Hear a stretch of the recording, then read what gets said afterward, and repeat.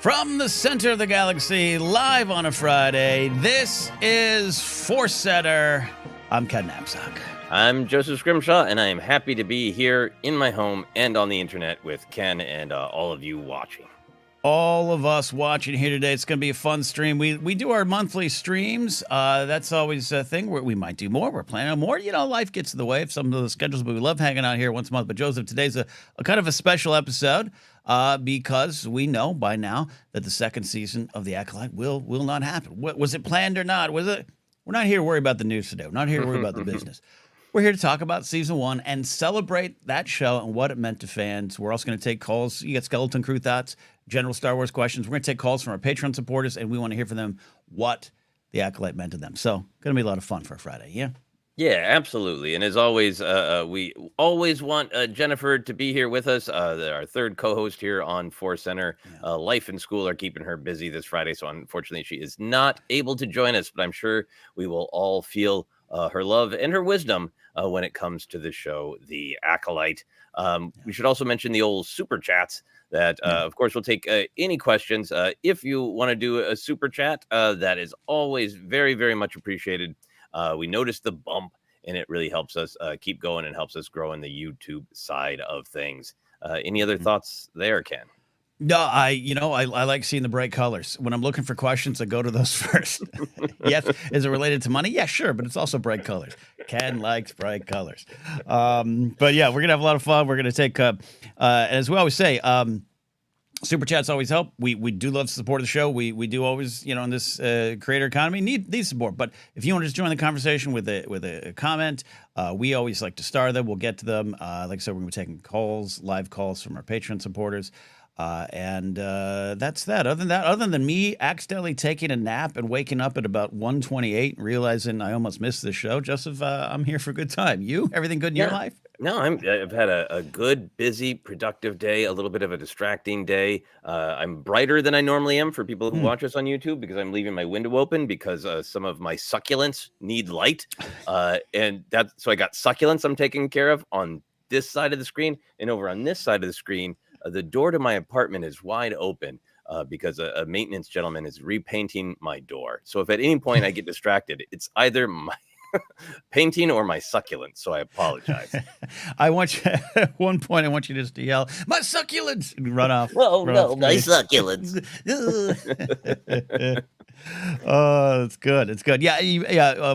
Mentioned Jennifer Landa not being here today. I mean, she's a full-time student now. When we were like, "Hey, we're doing live stream Friday," you could see the soul tearing too. She wanted to be here. I thought about we should just have edited out her closing arguments from the Acolyte episode that we did about the news and just played that on repeat. It could have been the show today. Yeah, very, very powerful. So if anybody hasn't checked that out, don't even have time to watch the whole thing, I really suggest just going to the end of the video. Jennifer makes some really points, some important points, well made. There we go. We always cover also if we're having a little thing to drink, we always like to hear what other people are enjoying. It does not have to be alcoholic. It doesn't even have to be a fluid. You can just say, I'm enjoying a frozen pizza too. But today I have an Ein something. I can't remember what. Einstock, an Icelandic beer, an Icelandic wit beer in my solo glass that I got at the ArcLight back in the day. I am completely boring because I did that. I woke up early. Here's what I did. I woke up early, went for a hike. Yay me, I'm a hero. I'm a hero in nature. Went for a hike. Did a live stream anytime with Ken and Alden. And I was like, I think I'm just going to, I got like 2 minutes. I'm going to lay down and maybe look at YouTube. Woke up like 45 minutes later, which is great. So no alcohol right now, Joseph. I'm having a refreshing Arizona energy drink there. I support the Arizona company for not raising prices when they could get away with it.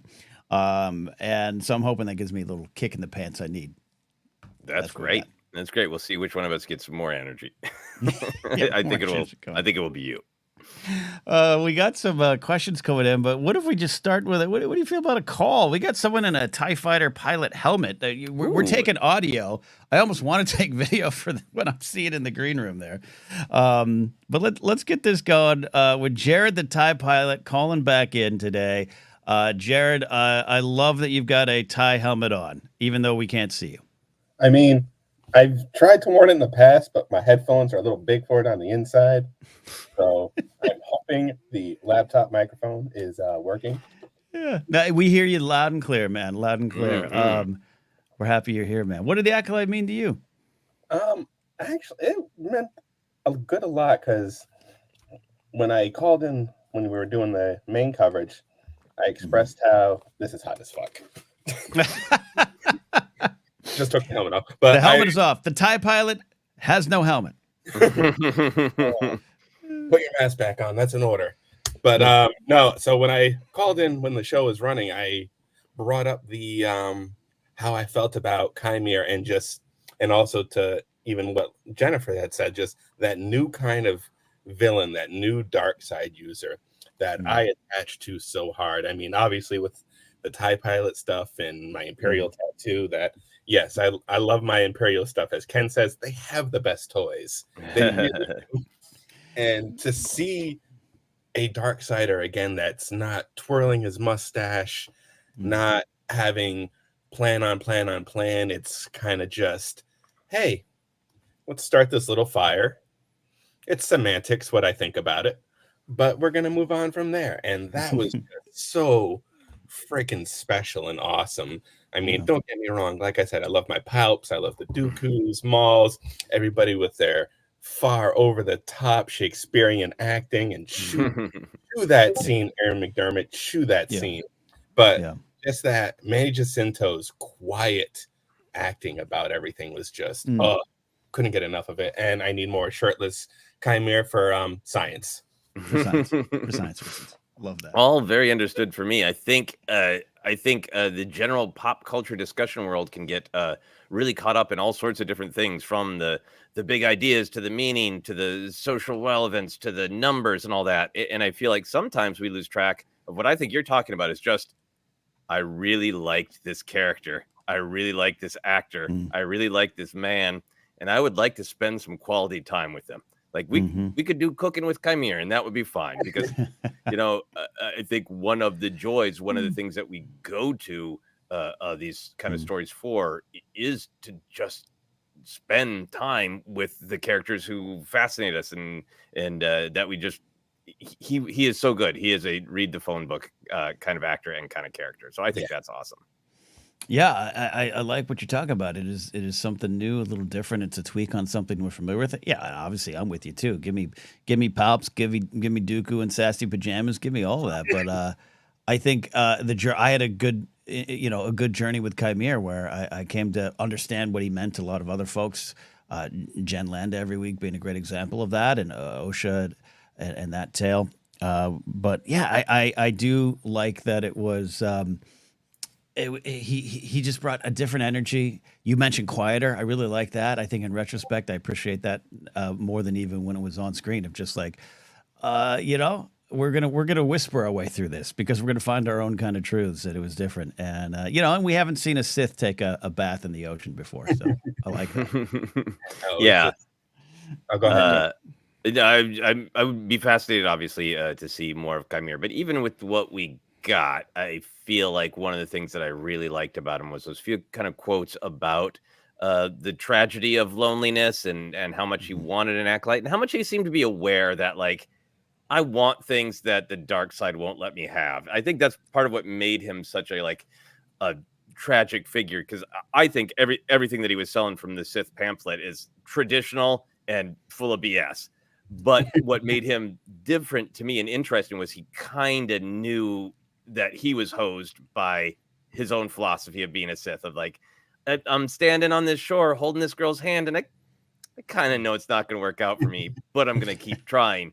That's what's compelling is when we see characters who are very human, of like, I want this one thing, but I want this other thing, and I kind of holding this lie to myself that I can have both things. That's to me what made him really unique. Vader's just like, no, I can have it all. Don't worry about it. I believe everything in the pamphlet, and him being so conflicted was so great. Well, I don't want to say disagree. That's too hard of a word, but like, I feel like it's the line he says where when he's using it as a dig towards soul, but it means so much to him, where I have accepted my darkness. What have you done with yours? It's like, like you just said, Joe, he knows the shit he's in for. Excuse me. He knows the S he's in for, but it's almost like that's cool with me. I like all the goth emo shows. Mhm. He's just rolling around the emotions. Yeah, no, Joseph, I don't yeah. disagree with that at all. I think, and I think that's part of why I love to almost be annoyed by him, because he sort of reminds me of dudes I knew who like wrote sad poems about how they could never be happy, and then use that to like, pick people up and like, try to be with me, but I'm no good for you, but try to be with me anyway. And like, I feel he's a little full of it, and that's what I love about him. Oh, definitely. And I also just, with the cancellation too, for fans like Jennifer, it's just as a very pasty white American male here, I can't understand what people of color, or just people who don't see themselves represented enough, I can't even imagine what this kind of a kick in the gut must be, especially from, just to hark on Disney a little bit. Like, you just did this to Bloody Willow, and not only did you not renew it, you said the hell with it, it doesn't exist anymore. And that had a cast of gay characters, brown characters, just everything on the spectrum is just like, meh, that's okay. You don't need to be represented. It's like, that's some harsh BS right there. Mm-hmm. It is indeed, and there's a obviously a business aspect to all of it, and we love discussing some of the business reasons. But I can't move away from that about just the perception is the reality, and I do think there's unfortunately a corporate coldness with the lack of response or official word. I'm waiting for that in some way, but there wasn't one before, so I'm not expecting it. But I would really like some acknowledgement that the business decision, as it was, does hurt. And it should hurt, and it's not right. It's not right, and I agree with you there on that one, Jared. It was it's not a gut punch directly to me, but it's a gut punch to friends and coworkers and colleagues. Therefore, it is a gut punch to all of us. I mean, this fandom should be a family in that if one of us is hurting, we are all hurting. Unless it's Qimir, because then, no. Jared, thanks for starting us off with a great call, sharing your thoughts on this wonderful series. We appreciate it, buddy. All right, guys, you be safe. Joseph, enjoy your beer. Thank you. Enjoy your helmet. Enjoy your helmet. Enjoy your helmet, indeed. Yeah, Willow. Yeah, it's a 1-2 punch. I could hide behind the business, Joseph, of it, because I think there's a lot of realities of it. The streaming wars have taken a lot of us now. But yeah, I like what Jared said there about the actual reality, the human side of it. It hurts. It hurts for a lot of folks. Yeah. No, I think we've got a lot of great comments and calls to get to. So I'll just say this quickly. I think, thinking for myself of what did the Acolyte mean to me is lots of different things, but one of it was just fulfilling the sort of promise and the idea of the Star Wars buffet, where there are a lot of different options. Mm-hmm. And I liked Acolyte. I had some criticism, some things I struggled with, but I wanted a season 2 very much. But I was just thinking about, like, you said it really well too, that like not everything needs to be for everybody, and how much I want variety in Star Wars. And I thought about it like going to a restaurant of like, I eat meat, but my wife's a vegetarian, and I have friends with a nut allergy. And when I go to a restaurant and there are options for everyone, I'm very happy. I want that for everyone to have different kinds of Star Wars. And I think that is one of the things that's the most important to me about Acolyte, is that it was different in so many different ways. And you want to talk about one of the things I loved? I made it relatively clear every week on the Acolyte Report is it challenged me in some ways. Like I get some of the defensive around some of the questions that the show was asking, and I think it comes down on the right side of the big Star Wars morality play. Just is asking you to ask a wider range of questions that maybe hadn't been asked recently, or hadn't been asked since George was firing all cylinders, and Phantom Menace questioning some of the big institutions. All that stuff's been there, as you and I and Jennifer have discussed. But I like that this show really highlighted it, because it was telling the tale from a different point of view. And so sometimes I would be like, no, we can't think that about the Jedi. And then you'd have a conversation with yourself about it, or you'd have a conversation with the show as well as our podcast. And then you not only come around on the show, but it's good to have those things kind of not challenged, but just discussed with inside the Star Wars story. And that was fun week to week when people would ask me, what do you think of the show? I said, I love the show, but I love discussing it even more. That was one of the things I loved about it.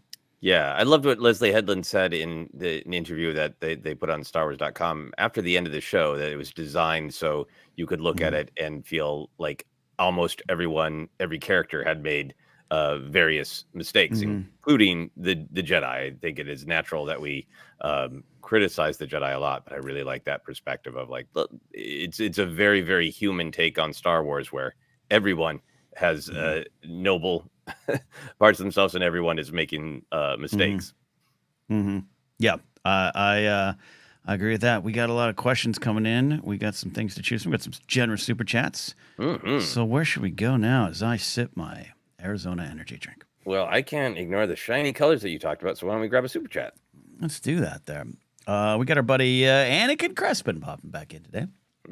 Says, at work, just want to say I love the Acolyte, and I'm sad it's not going to be renewed. I started my own podcast at the launch of the show. It meant so much more to me than I have time to type. Still working on my Acolyte High Republic display, though. Much love indeed. Thank you, Anakin, for that. And yeah, speaking of the toys, you've been more in the weeds on the toys this go around. What's come in? What's there? And what are we bemoaning that we might never get? Is it Yeah. shirtless Qimir? Yeah, I mean it's a larger thing than the Acolyte that the toys are usually lagging behind. They've been doing they did a slightly better job with Ahsoka. They do a better job with the Black Series. Some of the Black Series are available. My preferred collection of the vintage collection. There are fewer Acolyte figures available, and they're for pre-order. Yeah. And I pre-ordered Jedi Master Soul the moment that he was available, and I went through the like, oh come on. I really want to believe in my action figure. Like, okay, he's a great character who made some bad choices. I can still live with that. Oh, now this show is gone, and you can pre-order a retro package where almost all of the characters that you get in the package of 6 are dead. Star Wars. So sad. You know, it's just like, and but that would have been this person killed that person, and like, yeah. you know. But that would have been the case even if the show had moved forward. You would have had a Right. 6-pack of death. Just I get it. It's complicated and don't need to go into the weeds of why. I know all the whys, but the whys should still be, in my opinion, overcome, because that's a part of the enthusiasm of you want to be a part of it. You know, I would have loved to be playing with my Mother Anastasia action figure while the show was broadcast, but to have the like, oh, a lot of people pre-ordered these Jedi of Jecki and Yord, and now it's this sort of double tragedy of, and it's from a canceled show. It is hard. They have not made Stranger action figures, and the Darksiders, the cool looking Darksiders are always the most popular. So I think if Disney Plus went under tomorrow, I think Hasbro would still make the Stranger action figures. So I'm excited for that. It's a longer conversation. We need to bring in some toy experts to meet your knowledge on it, because I don't have it as much. But our Mike Blacks, our Ken Plumes, all of our friends who I've had great conversations with them about some of the merch side, and Hasbro, you know, having to only have so much room to play with because of what they're allowed to have, the nature of the surprise. Grogu maybe changing it all where you couldn't release that figure before, and that kind of changed the game. It's fascinating as well as tragic, because it's never going to be like the old days. I'm not expecting the wall of 60 figures anymore. But it's also changed a little bit of the promotion game too, and that's just kind of the sad reality of the times. Yep, absolutely. Pull this up from Chris Ryan's romance. Chris Need a from Stranger Brooklyn. Qimir figure with a few Jedi victims. I'll take that 5-pack of Black Series figures. Black Series are vintage. Look, I loved it when they used to do the cinema scenes for the Power of the Force 2 in the late 90s, early 2000s, and you get 3 characters.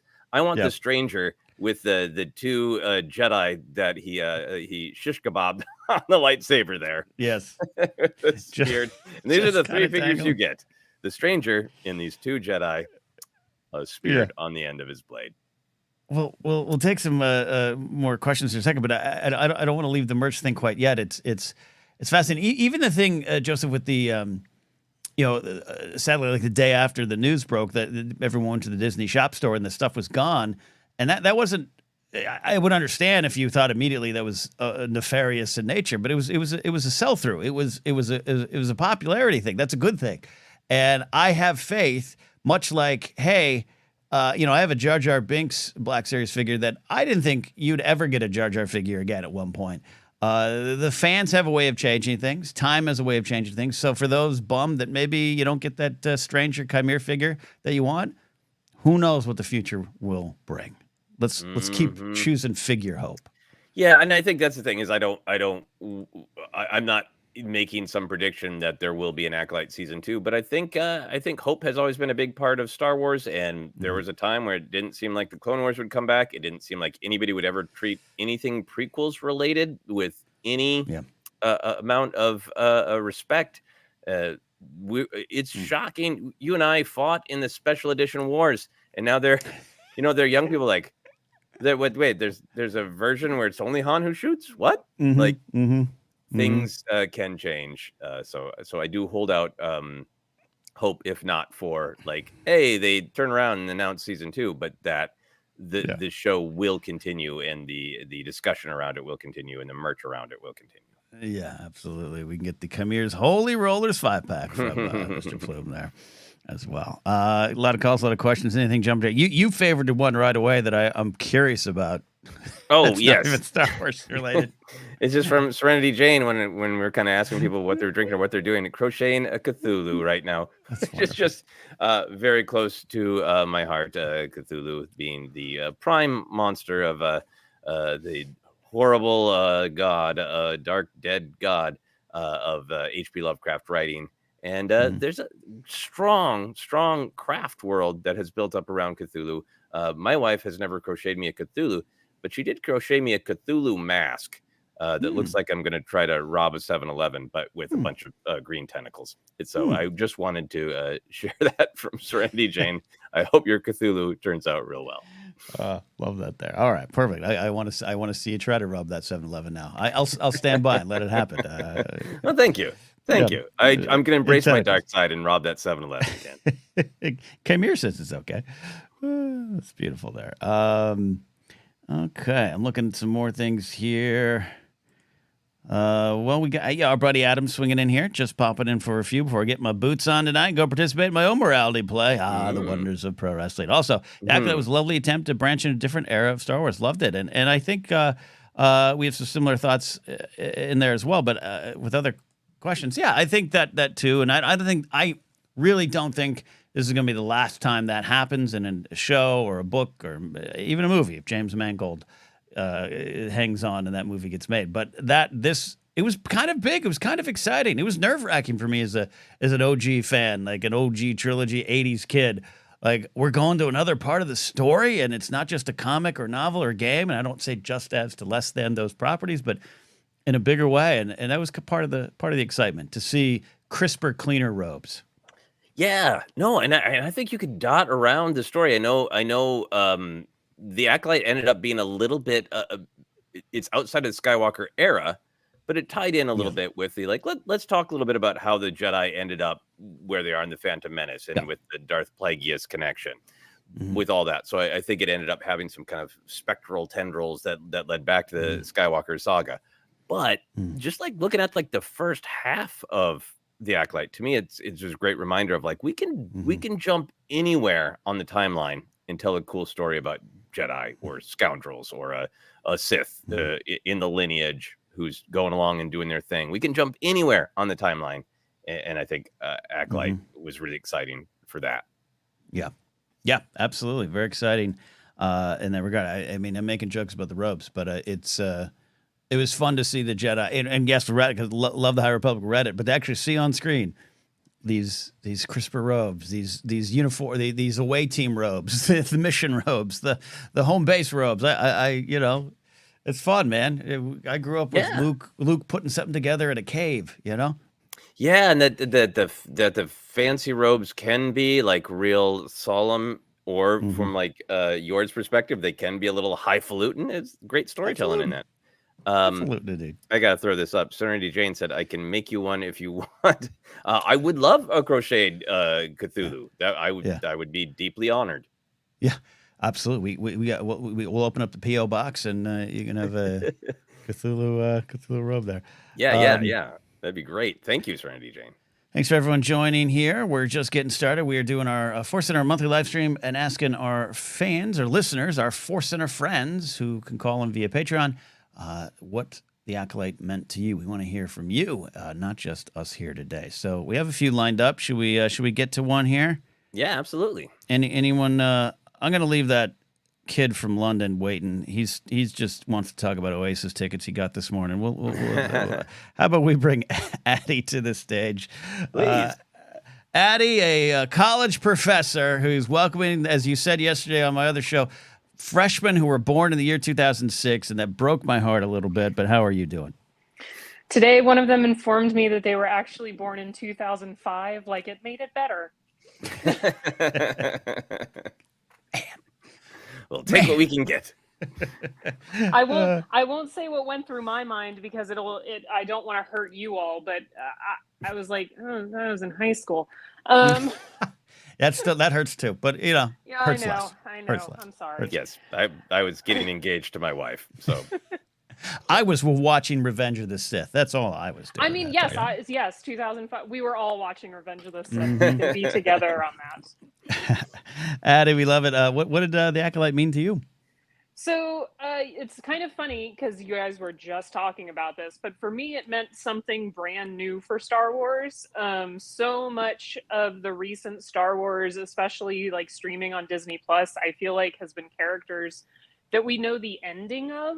Like, we know where Kenobi ends up. So it was, even though every week I was worried that Vader was somehow going to kill him, I knew he wasn't actually going to die because I know when that happens. With Andor, like, it's been thrilling and exciting with a bunch of the other characters, but I know Cassian Andor is going to make it to the end of season 2 because I know how he ends. And even though The Mandalorian isn't quite like that, we've gotten familiar faces and familiar places, and the show feels familiar. And this show just felt so different. It was a big swing. A lot of it wasn't my cup of tea, I will admit, but I appreciated seeing another time period, a completely different set of characters that everyone was available to die, and many of them did. And just so much diversity. It's been talked about in front of and behind the camera, which was new for Star Wars. And I'm not going to lie, the one thing I am going to miss is the political intrigue and the Qimir intrigue that they set up in that finale. I'm really sad that we won't have on-screen resolution for that. I'm sure they'll finish it in books and comics, and that's never less than, but it's not the same. Look, I want to see Raincourt get his comeuppance. I don't care what points he was making. I really want to see I still think that plays into where the Jedi Order is come the Phantom Menace. And I really was intrigued by how all of that was going to fit together. I'm right there with you. We talked a lot about how much we liked Senator Raincourt and that plot. And I think one of the most compelling things about that final episode is Vernestra could have handled that a lot of ways. And the pinning it all on Soul is one element of the story, but I'm so fascinated that she served Raincourt what he said he wanted, which is a rogue Jedi with no oversight. And to me, I still think that feels like I'm going to make this distraction over here so I can quietly deal with what I think is the bigger problem, that there's a dark sider of some kind, possibly a Sith. And Yoda and I will whisper about that while Raincourt, you go on to be a great big politician thumping your chest because you think you got a victory. But really, I just handled it to you. And it makes Vernestra kind of cool to me. It's like, I gave that to you, and I can take it away from you, Raincourt, if I want. Like, love more follow-up on that. Yeah. Just, that's the part I will miss. And I almost wonder, and we could what if this thing to death, but like, if they'd leaned into some of that sooner, would the show have caught less flack? Or I don't know. I try not to engage in those conversations, but... Same, but look, like any artist, I think Leslie Headland, and I'm waiting for her next interview. That might be something of note and import. But she obviously spoke a lot about this show during the run, and even right after it finished. And I like that her as an artist was like, hey, but looking back, maybe I would have done a little bit more of Vernestra. Maybe I would have taken a deeper dive in the politics here. Yeah, I agree with you. I don't like what-ifing things. We engage with what's presented, but it was really tasty. And for it to come right at the end, I think that maybe they knew or hoped they had more time with another season. But we'll never know that. But it was tasty, and it's as someone who fought in those prequel wars, as you'd say, Joseph, to have politics in Star Wars being celebrated and people wanting more was also fun as well for me. Mm-hmm. Well, as a prequel kid, it's the politics is my Star Wars. That's a weird. That's good. Well, I think it was handling politics right because we were invested in the characters. So it wasn't just the macro of politics; it was the micro of how is this going to handle Vernestra? Who is this? What is this going to tell us about who Vernestra is? And Raincourt is a guy you could really shake your fist at. And you had Palpatine in the prequels, but this was a little in Padme. But this was a little bit more different and intimate, and just those stakes of like how lockstep are the Jedi going to be with the Senate, and it raises all those really interesting real world questions of how connected should they be. And to me, it was the thing that took some of the Jedi as space cops, as religious cops, to this next level of actual really deep philosophical questions of who should have agency in our systems of government. It's great stuff, and it felt so you're so invested in it because it was personal as well as theoretical. I also think it was less black and white. Like, it wasn't Palpatine good or Palpatine bad, Republic good, Padme good. Right. It was, we're okay. You made good points. And I don't like that. Like, yes, yes, Raincourt was one of those. Bad news, the worst person you know made a good point of like, I hate you and you've got a bad motivation, but you got one good point buried in there. That was the Acolyte. I agree with that. Well, Addie, thank you so much for sharing what this show meant to you. And I like your approach, like of saying like, hey, some things didn't, click with me, but you stick with it and you find what's there. And yeah, I really appreciate the approach. It's one of the things we do around here. So thank you. Anytime, guys. Keep up the great work. The pod is getting me to work and back every day through my morning commute. Love it. So, love it. Thank you, That's beautiful. That's beautiful. All right, Addie out. We got some questions coming on in here today from comments. I want to get this pair here from our buddy. We got this guy right here. It's a newer name. Actually, maybe I haven't seen it. Mark Zutkov. Acolyte was exciting because Star Wars is finally doing something different. Era, characters, type of story we hadn't seen before, plus a great diverse cast. Very disappointed at the cancellation, and then follows up with the alternate definition of the Force as threads by the Coven was an exciting addition to Star Wars mythology. Some fabulous lightsaber fights, tragic deaths, and I predicted the allegiance change. There you go. So that's a full experience there. Yeah, and I like the exploration of the Force from a different point of view. I think that's popped up in publishing a lot, Joseph. To see it explored here a little bit and hear another side of view, a point of view on that was something intriguing too. Yeah, and one of the things that I love the most is I feel like obviously the Witches had a different perspective and a different experience and all that, but a lot of the way that they discussed what the thread is and how it should practically be used was so similar to the Jedi. And I think one of the things that makes me describe the Acolyte as a tragedy. It's a Romeo and Juliet, like, if you'd been able to have the conversation, this wouldn't have happened kind of tragedy, which I think is just great. Yeah, indeed. Should we grab some super chats? Let's grab them. Hit me with your best shot, sir. Okay, this comes to us from our friend Ken Plume. We never get our Yord steamer figure accessory. That is true. We will hold out for the HasLab for just all the Yord. You get his steamer, you get his Padawan that we never get to see again. We get him shirtless. You get it all. I read that out of the corner of my eye when that first popped up, and I thought it said, we'll never get our Yoda streamer fig. And I was like, well, has Yoda been on a streaming show before? I mean, I think, right? Yeah. An action figure of just the back of Yoda's head. No, I mean, I've been collecting these. I got this out because I picked it up the other day. One of the great 30th anniversary line where they just went wild with the action figures. And if anybody hasn't seen this one, I'll hold it up here. This is the Han in the entire torture mechanism. Great stuff. Man, what if we lived in a time where we got, battle damaged Yord with a loose neck, Battle damaged Yord with a loose neck.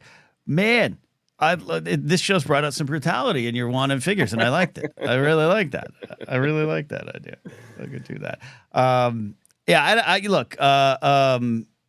I loved what Charlie Barnett did with Yord. So the Yord horde can live in many ways.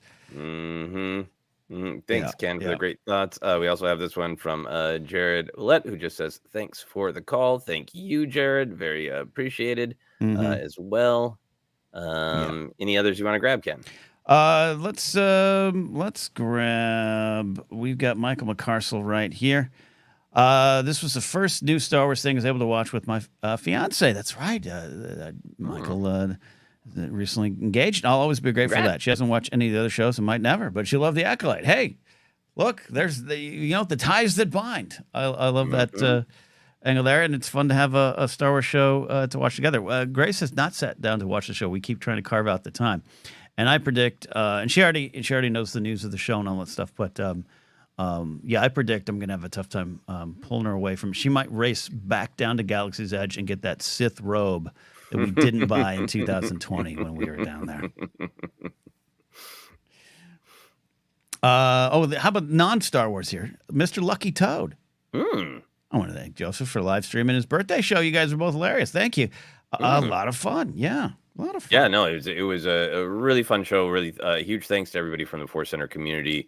Those of you who were physically there in person, and so many of you who bought live stream tickets. And yeah, it was a delight. I had a great time doing it. It was a great way to celebrate my 50th birthday. And I thought Ken knocked it out of the park. I love doing variety shows because you're half doing a show and half watching your friends put on a show. So it's one of my happiest places to do. Like, I did a comedy thing, and then went, well, now I sit down and I watch one of my friends do a comedy thing and have it go well. It's really great. Because after I did my set, I went and sat down in the audience and watched everyone else. It was a lot of fun. A lot of fun. Yep. It's so good. It's so good. Love that. So thank you. Marjo 32 suggests a bobblehead Yord. Look, Game of Thrones did the Ned Stark with the head that pops off at Comic-Con one year. They can do that. I mean, there is a Funko of Yord that I think they revealed like the second after he died, and by definition, Funkos have bobbleheads. So let's get it across all the toy lines. All right, we got some calls I want to get to. I'm gonna make Maddy gonna wait. I can see him smiling back there. I know it's late in England, but he's not going to bed. He's not going to bed because he got Oasis tickets, and I know he's ready to go. All right, we're going to bring Will Dixon onto the show. Will's called in. Also got to hang and shake hands with Will in Arkansas recently. How you doing, buddy? Pretty good. I'm glad you got back in one piece after the flight delay. It was all good. All good. Love spending some time out there. In airports, I mean. Love spending time in airports. What did Acolyte mean to you? Well, it's funny that we're talking Yord because the last time we spoke about Yord, now we're talking Yord bobbleheads. I still want to talk about Yord a little bit more because as I was thinking about what it meant, I was reminded of a chapter in a book called Why We Love Star Wars. Read it. Read it. That chapter is Han Solo Returns. Because we in the original trilogy generation, we were whooping it up. It's the triumphant moment where he comes back and saves the day. And I think you've spoken in the past about how Han, as a kid, you don't really know that he's going to come back. There's that initial moment of like, well, but he did come back. That it's wonderful, and he saves the day. And that's kind of the lesson that we walk away with in that moment. But what that reminded me of was, well, Yord also came back. And the ending of that is very different, obviously, because, Yord is kind of the lesson where, the hero's annihilated by, dark forces of the world that are, to be resurrected later in like typical mythological storytelling. But in the real world, those sacrifices are heroic. They can be heroic, but they're often tragic. And, the law enforcement officers and firefighters and citizens who, want to put themselves in harm's way to do something to the good. This is the real risk that you take. And so I was, considering that. And last time I mentioned Captain Cephala, it's just that moment of like, I'm going to do something brave and heroic. And then it ends so quickly and so tragically. But the spirit of what was being done was beautiful.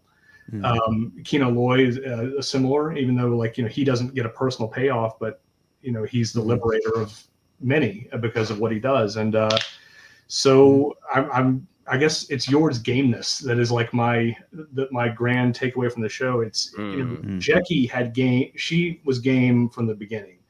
She was willing to go right into it. Yord had to go against his will to win wasn't really there, and it wasn't until he was able to kind of have that moment with himself where he went back, and gameness doesn't guarantee victory because obviously Qimir was very much game.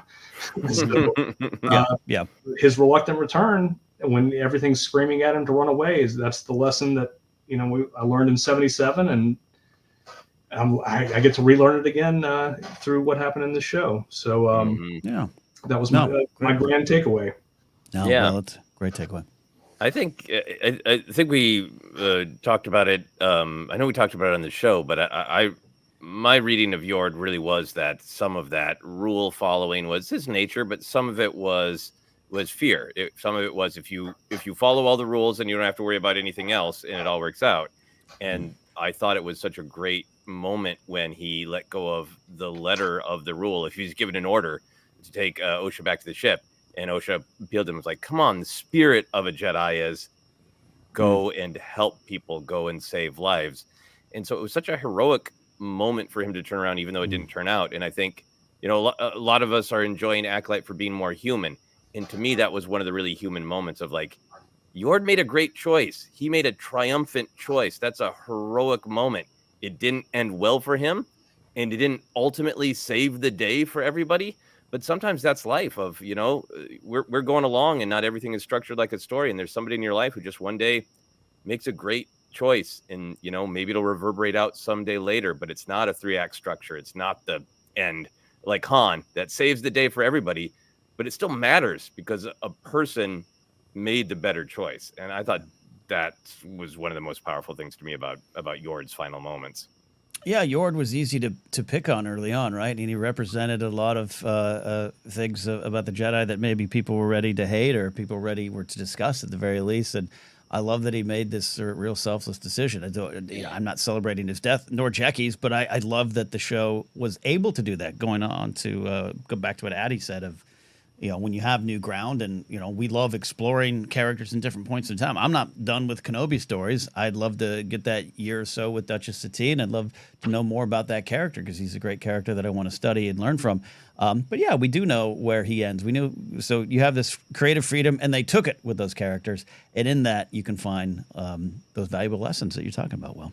Yeah, and we should mention that there is that Yord and Jecki book still coming. So in the grand tradition of Kenobi, we're still going to get some Yord quality time. Yord time. That's coming. Well, thanks for supporting in many aspects. Comedy, books, podcasts, you're here, and we appreciate you. You're also a great presence in the Discord. So love that there. Thank you, Will. Thank you. Bye. All right. Thanks, Will. All right. How you feeling? Where are you going? What are you feeling now, Joseph? Your horde stuff? More Yord horde? Let's grab a few more of these super chats and bounce back to the calls. Matthew Stokes kindly says, just sending love for ForceCenter. Thank you for the kind donation in pounds. Very appreciated, Matthew. Yeah. And pounds, Joseph, are what you could use to buy tickets to the reunion show of two brothers from Manchester who just want to write little pub rock songs. We got Robert ready to call in here as well, but I want to bring our friend Maddy Gunner on the show, who works with this rascal over here, PLD. And PLD says, least favorite Acolyte moment, manages into his arms to make me question my calzone of beer dinner choices. Never be questioned about that. Maddy, first of all, congratulations on scoring those Oasis tickets this morning. Thank you, my friend. I wish I could go with you, but next time. Yeah, we can always go to the LA one. That's fine. There you go. What did the Acolyte mean to you, Mr. Gunner? The Acolyte challenged me quite a bit, more than I thought it would, in that I came into it completely blind. Right, yeah. And I was under the assumption that this show would be the show that, like I always wanted, a martial arts show, thriller, focusing on the dark side and the perspective of the dark side. And the more I watched it, I don't know if you guys are familiar with the theory of the death of the author in that a story is, defined more by the audience's interpretation as opposed to the person who wrote it. And I feel like there was a lot of that in there of trying to deal with the twists and turns of the story and the character arcs, because while I found that I wanted that dark side, martial arts, thriller, cool show, when I started to see like Jedi getting killed left and right and people talking about how the Jedi were just cops, which to me was kind of silly, but I started to think maybe this isn't what I thought I wanted, because I really wanted Sol to be the good guy, like the one of them, because you had like Indara hiding things, you had Venestra lying to protect the lie. I was like, please just let one of these Jedi, just one of them be good. And that I didn't expect to feel that way. I did relate a lot to Qimir. He seemed like again, we talk about the death of the author. My interpretation of him was someone who was failed a lot growing up by people that were supposed to protect him, people that were supposed to have his best interests at heart. And that was a lot for me growing up. And he had a lot of that internal rage that I think he was just looking for someone to relate to that. And when he found Osha, he found someone who also has that rage inside her for people that have wronged her, for her own self-doubts. It's finding that twin flame. They talk about the power of two, the twin flame theory. I really related to him on that part, but obviously his methods of showing these things were not the best. But I found a kind of almost, I don't want to say a kindred spirit with the guy, but definitely, Joseph, you talk about the worst person that raising a really good point. It was just it challenged me a lot, and I really liked that. Like, it wasn't what I thought it was going to be, and I really enjoyed that. Yeah, I mean, I think that you're saying a lot of interesting stuff. And I think that is, to me, there's a little bit of the struggle between commerce and art of advertising a show demands that you boil it down to a couple words, and ideally a couple words that are like big genre words, like thriller. It's about the dark side. But to me, satisfying art is more complex and can't just be fit into a couple words. And I think Acolyte did sort of push into that, so I think that, and as soon as you get, I got hung up with the first season of Andor of like, I was promised a spy thriller. I thought he was going to be going on missions every week. And very clearly early on, not that. But I think it's one of the battles between the need for businesses to promote things by simplifying them. And then you discover that sometimes it is not just simplifying. It's almost not quite a misdirection, but like for you, it sounds like emotionally a little bit of an emotional misdirection, because the show and the art was more complex than the key words they used to describe it. Yeah, absolutely. It was, I definitely took a lot of the keywords to heart, and looking at some of the footage, you have Carrie Ann Moss's Trinity. That was another, like, we talk about, I mean, Ken, you and Owen talked about nostalgia. That was definitely a hit of nostalgia from watching The Matrix. So I kind of felt that little bit of this is what I wanted. This is the show for me. And then as we got further and further into it, and the theme started to really open up, and I was just kind of like, it was kind of like, this is what I wanted, or what I thought I wanted. But now I'm actually faced with it. Yeah. You went on a journey, man. Yeah. It was like, I'm not so sure I wanted it. Yeah. Yeah. Look, I think this is key to one of the ForceCenter building blocks of conversation. So the speculate responsibly comes from allowing you to have expectations, have wants and desires as a fan, but being able to let them go as needed, and just follow the artist on the story and see what's there for you. That's what my big thing is. Always find what's there for you, and you might surprise yourself. I'm with you. I understand what you're saying about, I think Saul is in the day a good character, but he's not perfect, because we all aren't. But sometimes I would hear Qimir say things. I'm like, All right, maybe you have somewhat of a point, but I don't know, and it's okay to follow that journey and go with it and see where it applies to your life, man. So I appreciate you sharing that. Yeah. You go ahead, Maddy. Oh no, I was just saying, like when I saw him, like I think I related him to the younger me, to that person that was like just so full of rage and just wanted that connection and just wanted to lash out at everyone that wronged me. Yeah. Like I got it, like I really got it. But then I stopped and I thought about it, and listening to you guys, especially, it was like, no, he's not a good person. That's not the path that you want to be walking down. That's not the person you want to be. I think it was really powerful, and I know a lot of people have different opinions and takes on the stranger. So as always, I'm just sharing mine. But I felt what was visceral about him was he did remind me of myself in my angriest moments, where any questioning of me was just actually, but what did you do? Let's not talk at all about what I got going on, because my anger can't be touched. I don't want to question it. So let's just talk about what somebody else has.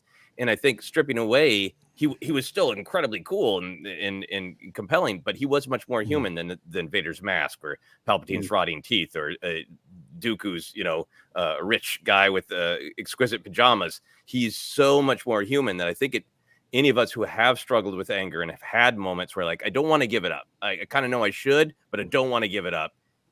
I think it's like a lot of things are so challenging in almost a good way, because it's like a little too close to home to those of us who have really struggled with anger at times.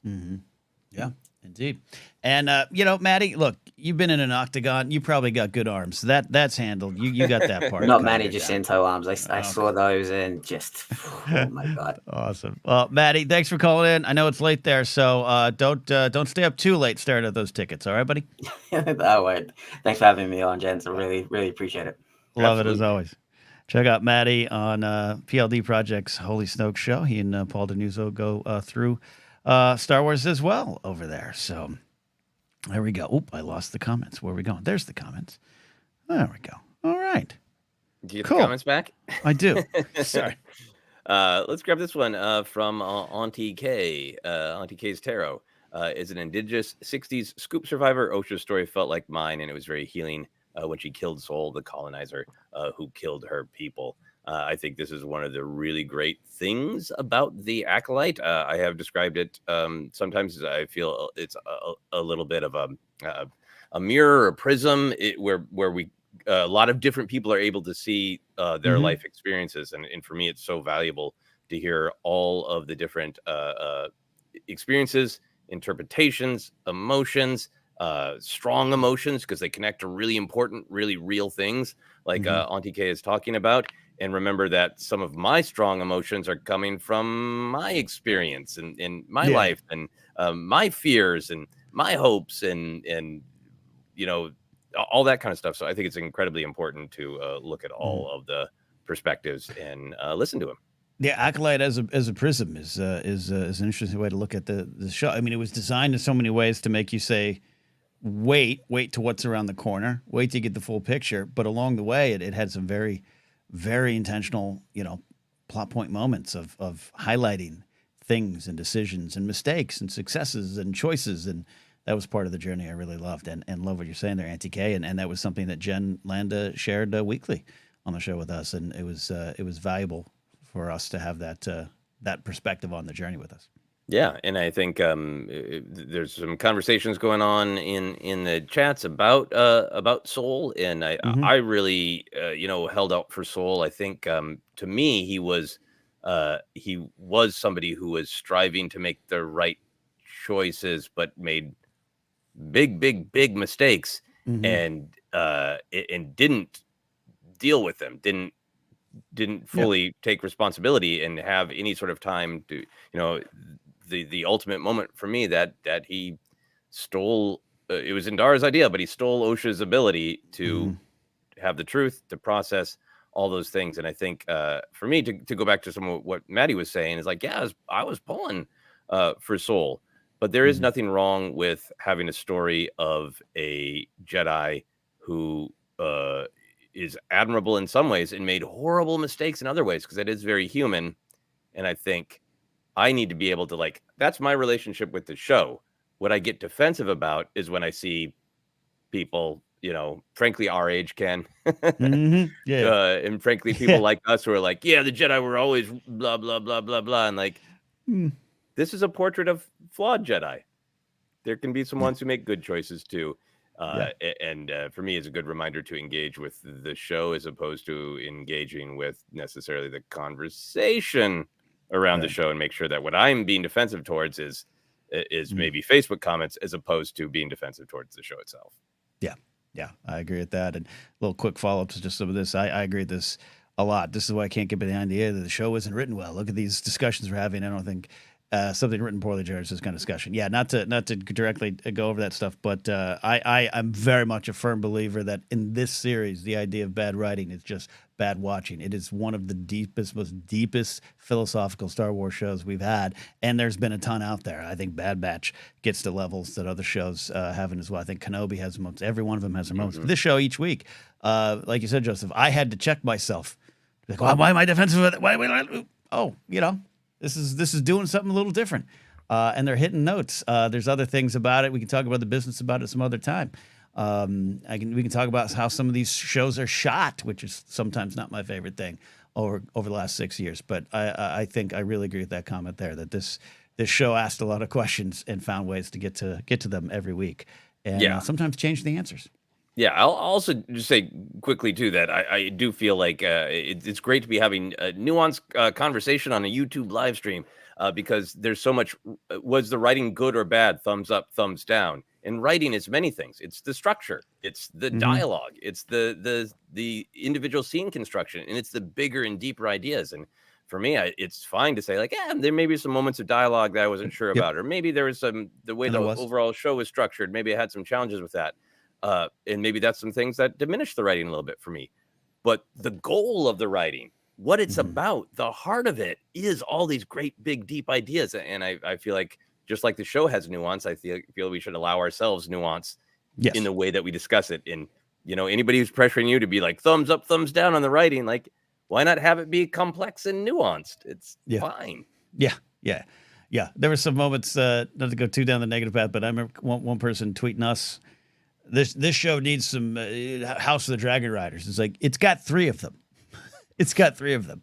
So all writer producers. So when you're showing up for those kind of discussions, it is, like you said, it's bigger. It's not even nuance, but also just there's a lot going on in that stuff. Anyways, let's get back to positive stuff here.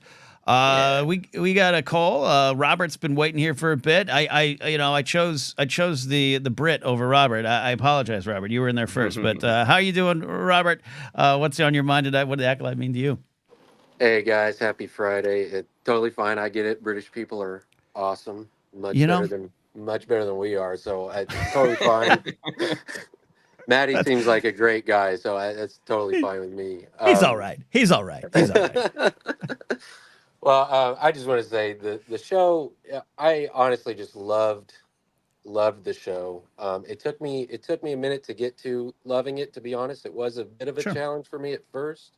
But the more I just kept thinking with each episode, the more I kept discussing it or listening to the discussions you guys were having, or like Alex and Molly were having over at Star Wars Explained, all these other things. I just really found this deep love and appreciation for it. And I was reminded of an early quote Leslie Headland gave about the show. I think it might have been when the show was first announced, when she said, if Star Wars is a religion, then what my show is like a tent revival. And I really think that's like the perfect kind of quote to kind of describe what the show is. And I loved it. And, I hope the cast and the crew, everybody who worked on the show, knows how many people out here that love the show. I think it would be great if Star Wars Celebration did a cool Acolyte Remembered panel to where the fans could just show their love and appreciation to the show, because it sucks, seeing, Amanda Stenberg comment that she wasn't surprised that the show got canceled for the reason she said. It sucks that's the world we live in, but I just hope that they know that this show has a lot of fans out there, and that we truly appreciate what they brought to Star Wars. And I hope Lucasfilm continues to work with some of these creatives. I hope Leslie gets another shot at something. I hope they, ask, I don't know, like a Koganada, if I'm saying his name correctly, hey, come on, direct an episode of Ahsoka season 2 or something. I think that would be great. So, but I just really love the show and everything it brought to Star Wars. Love what you're saying, Robert. Love everything. Appreciate it. And some people in the comments agreeing with you. There was a journey with the show, and I think Joseph, you're talking about thumbs up, thumbs down. We live in that world, and I get it. And it's quicker to tweet that. But I've always been a champion of especially following The Last Jedi. I've told that story too many times, of coming out of that first viewing being like, I don't know, and how that's okay, especially in something like Star Wars. Another example I'll go to is the speeders in Book of Boba Fett, the colorful, bright speeders. Joseph, you remember we met up to do our recording on that episode, and I kind of was like, I don't think I liked it. I don't think it worked for me. The speeders themselves. And then you had presented your thoughts on it. And when I thought about it, it's not like my top 10 moment. I'm not going to write about it in another book. But then I came to appreciate it in a different level, and I engaged with it. And I think that's especially with something like Star Wars, it's okay to experience that. And Robert, that's kind of what you're talking about on even a higher level of an entire series, where I'm talking about the color of speeders in Tatooine. So I appreciate that. Yeah, no, I mean, it's so great. I think I'm looking forward to rewatching the Acolyte now that we've seen it all and know it all, and just being able to sort of process it, because sometimes there is just the shock of the new, or it's different than you expect, or it took all these twists and turns. And I think, we get to appreciate something different when we're experiencing it with the value of hindsight. So I'm looking forward to rewatching the whole series. And it's come up a couple times, but we're talking about all the depth and everything. Like, the fights are awesome. The fights are amazing. And as much as it criticizes the Jedi, like that Indara moment where she's like, yeah, I know you got me. I'm going to choose empathy, and I'm doing it anyway. And I know it. Like, there's some just fabulous moments I can't wait to revisit. Yeah. Robert, thanks for the call. We appreciate you waiting. Appreciate you sharing your thoughts there. Great stuff. Thank you, guys. Mm-hmm. And Sorry, I gotta share this right away. From I'm glad you did it. Nice super shot for talking about the speeders. My youngest son has bedazzled all his Star Wars ships. See, I love it. The young generation, they want it colorful, and that's fine. Just like them kids and them that's punks. The thing. That's the thing too. And the theme of the mods and the speeders is directly taken from mods and all that kind of stuff, but just it is the new generation. The Book of Boba Fett, it has that stuff about, them going, no, in the past, and they're not commenting on Star Wars. They're just talking for their lives. But even as Star Wars fans, like if you got a cyborg arm, that we associate that with Vader or bad guys or this, that, and they're like, no, we're making it. We're choosing this. We're choosing something different. And I love that. Anti-K, I want more of that. I want more bedazzled speeders in Star Wars, because it's not necessarily old crusty guys like us, Joseph, but it is kind of that, well, we don't do that here kind of vibe. We don't paint our speeders bright colors in Star Wars. And it's like, I love that a younger generation would be like, well, why not? We do. Great. And we're here. There's the chase, and I don't think it's the greatest film and chase ever. I also am amused by it. Like, it's teens chasing a mayoral assistant. I did not expect the asteroid chase from Empire Strikes Back or Attack of the Clones level. But like I've had conversations, frankly, with people I love, where like, it's so dumb. Everything's beige on Tatooine, and then these are colorful for some reason. And like, for me, that's the point. It's like it's like looking at a script where like, well, this guy said he wanted to be healthy, and then he ate 3 cheeseburgers, so it's a plot hole. Like, no, it's human behavior. We're conflicted. It's why we make art. The fact that everything is always beige on Tatooine is why those young MFers painted them. Yeah. Like, that's why. Yeah. Sorry. Yeah. My beer's starting to make some comments. There you go. That's my Arizona caffeine is finally catching up to me as well. I wanted to bring a question. Robert, maybe think of a couple different things there. Now, the thing about the Star Wars thing, there's the big dramatic and tragic business side to it, and I'm going to keep saying this at the risk of hurting anyone's feelings who feel the bigger weight of the cancellation. The streaming model is collapsing, and that has a lot to do with the decision going forward. And I know there's some reports out there. There's other shows being developed. Sure, they're always taking meetings. I know someone's got a meeting at Marvel in a couple weeks. You're not going to see a lot of shows come forward, right? Even with announcements. For now, we got movies, we got this. That's another conversation, another time. But outside the business of it, Joseph, what Robert's talking about of a panel of the Star Wars family, whether they want to stay or not is up to them. There could be some of these directors, writers, and actors from the Acolyte who are like, "That's it, I am done." Took an emotional beating. It's not good for my health, or they just moved on creatively or move on professionally. But Chicago 2019, Ahmed walking out after all the hell he went through. Almost taking his own life over being a part of Star Wars. For him to own that and come back, and it's more than just an applause. It is and can be a Star Wars family. I think we'll be able to celebrate these creators and performers if they want, if they're up for it. I think we'll be able to celebrate them for a while, and that's one of the things I will take going forward. Yeah, I need to confirm this, but I believe Manny Jacinto has been announced for Star Wars Celebration in Japan. And there's no way that fans are not going to pack whatever space that he is in and cheer for that man's performance. Star Wars Celebration has always been to me, like a reclaiming of love of Star Wars, a celebration living up to the title of, even people who are like, I got this opinion about that opinion. I'm not here to be angry about it. I'm here to celebrate. And there's no way that Manny isn't going to get love. And you know, those books come out, and publishing doesn't get as much attention as on screen. But look at the love for the High Republic. Look at the volume on social media. I think that those books coming out are not nothing in terms of continuing the love in the way that Robert was talking about. Obviously, the first choice is a new season, but there is, I think, a lot left to come. That's a very, very good chance for people to show their love. Show their love indeed. And Rona had this question. We met Rona at Celebration London, speaking of celebrations. Honestly, I never expected to see another series. They're just not renewed. Dealing with the that's the news bit of it. But any stories and characters can possibly be picked up in another show. And I want to say I'm not predicting this. I'm not saying, I've heard. I'm just, you've got a Star Wars timeline that still is wide open between this and the Phantom Menace. You've got, whether it be stories, comics, video games, I would love to see other shows. I'm not rooting for the end of Star Wars live action TV. I just think that's kind of where we're at right now. But more movies coming. We're not done. And now Qimir and Osha and May and all these characters exist in this timeline, which means you could find a way to do it again. Whether you repackage it. Not saying it's Acolyte season 2. Not saying you need to go that direction. Same cast, different name, but they could show back up, and I think there's hope for that too down the line.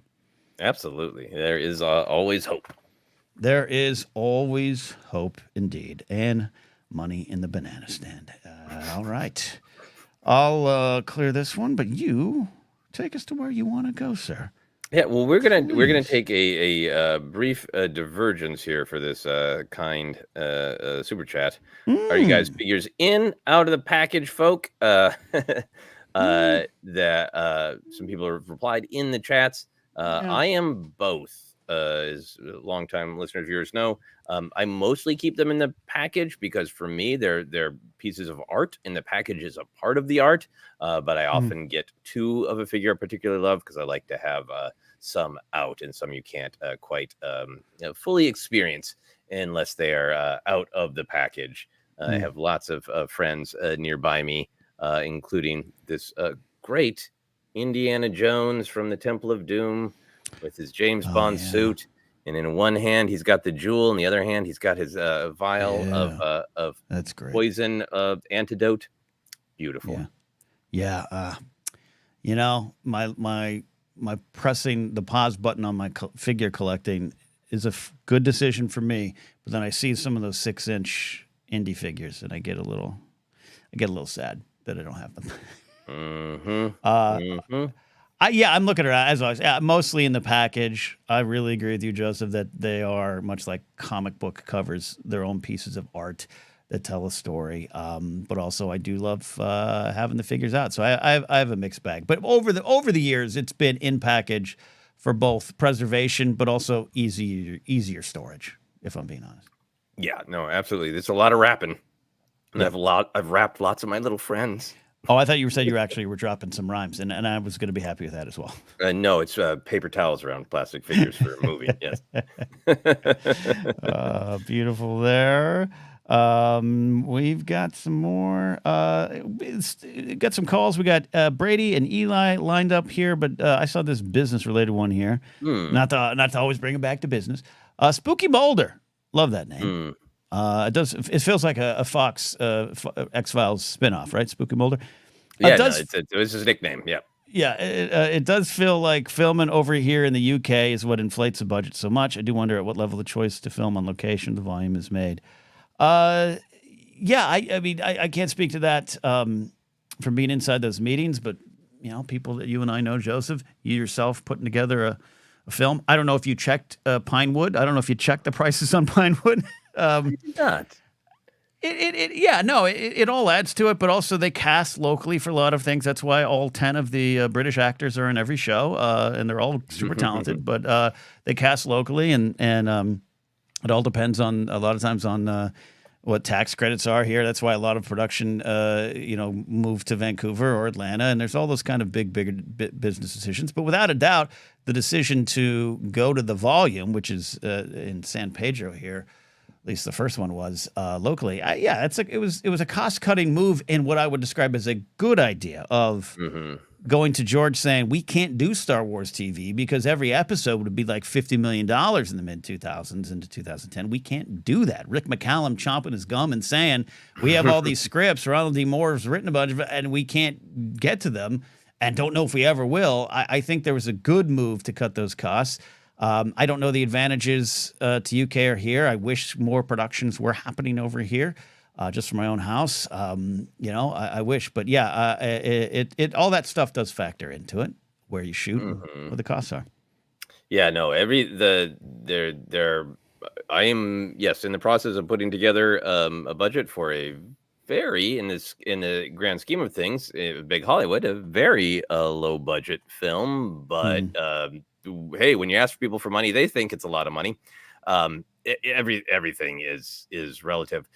I think people have really reacted strongly to that the budget for Acolyte. I think one of the main things that added to it is just it's a large principal cast, and I understand none of them are Ewan McGregor, but they're all working actors, and it's a large principal cast. So I think that contributed to it.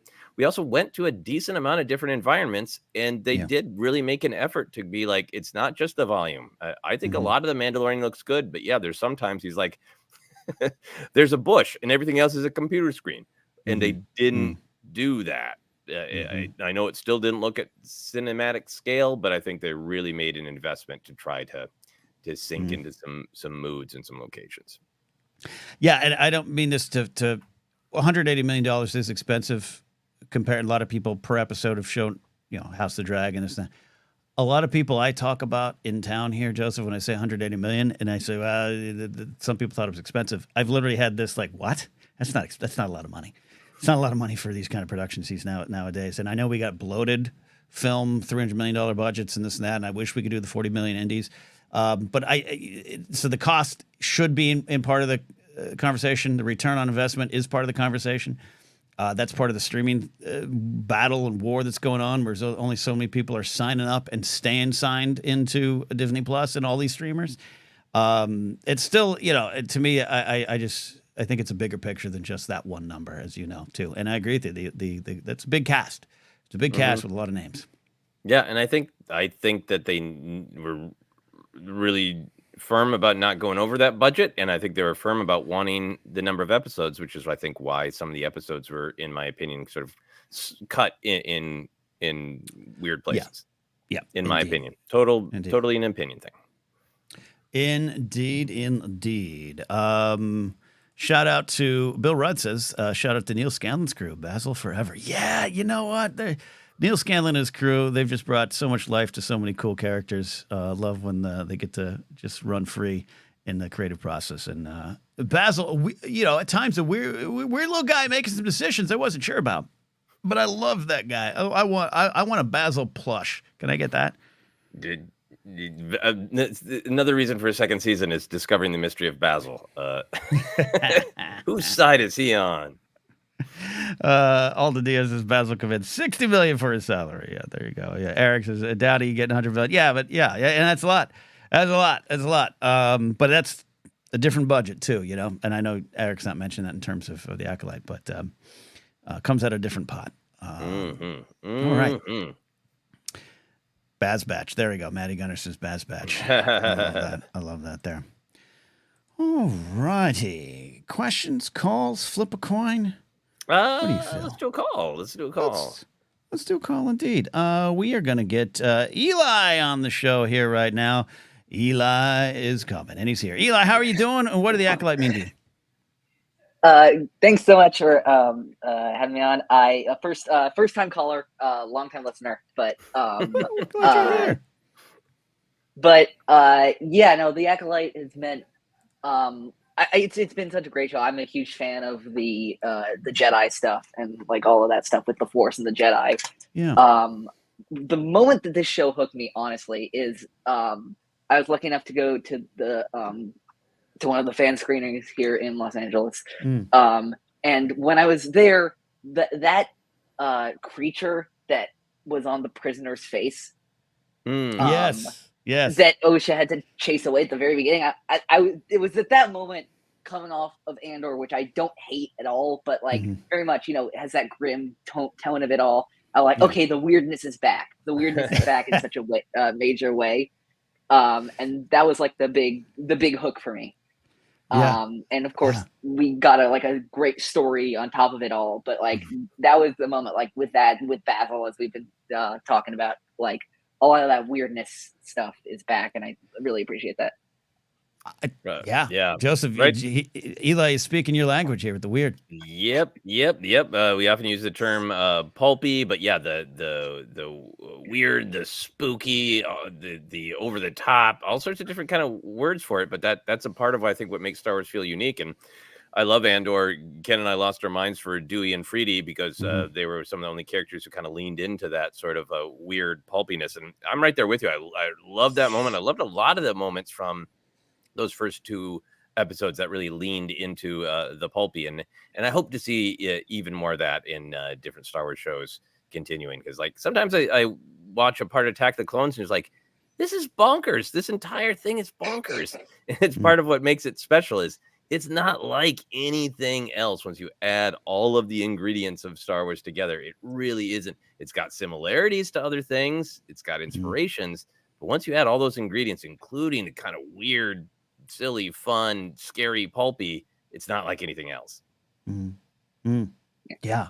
I cannot wait for Andor season 2. I'm going to start a rewatch of Andor season 1, and I'm right there with it. It has its own kind of pulp, right? Almost the noir pulp. I'm thinking of like even the opening scene. It's you got rain, you got an adult themed bar. We'll say you got a lot of things that are its own kind of pulp. But I the cantina, Jabba's palace, a wart burping and eating a bug. Like these are things that kept me around Star Wars when I was younger. So I love seeing them there. And I do think the Acolyte really had a lot of that, including little cute droids that are also wrenches and hammers and Basil, as we keep saying. There's a lot of things there. So Eli, we're right here with you on that Star Wars pulp. Yeah, no, absolutely. I will also say that I think something that a lot of new Star Wars shows have done very well is getting me to love characters that I didn't care about before. The biggest example of this was absolutely when I heard Boba Fett coming into the Mandalorian. I'm like, okay, this is gonna be like kind of like fan servicey, like kind of dude bro service stuff. I'm like, I'm not sure how to feel about this. And I walked out of the tragedy. I'm like, that was awesome. I love Boba Fett now. And the Acolyte made me feel that exact way about Darth Plagueis. I'm like, for me before Plagueis was take it or leave it, but when I saw that guy sneak into the cave in the last episode, I remember just screaming so loud. I think I might have like caused like a sound wave or something like that. We felt it. We felt it here. I want to say, I mean, yeah, we feel Eli, that.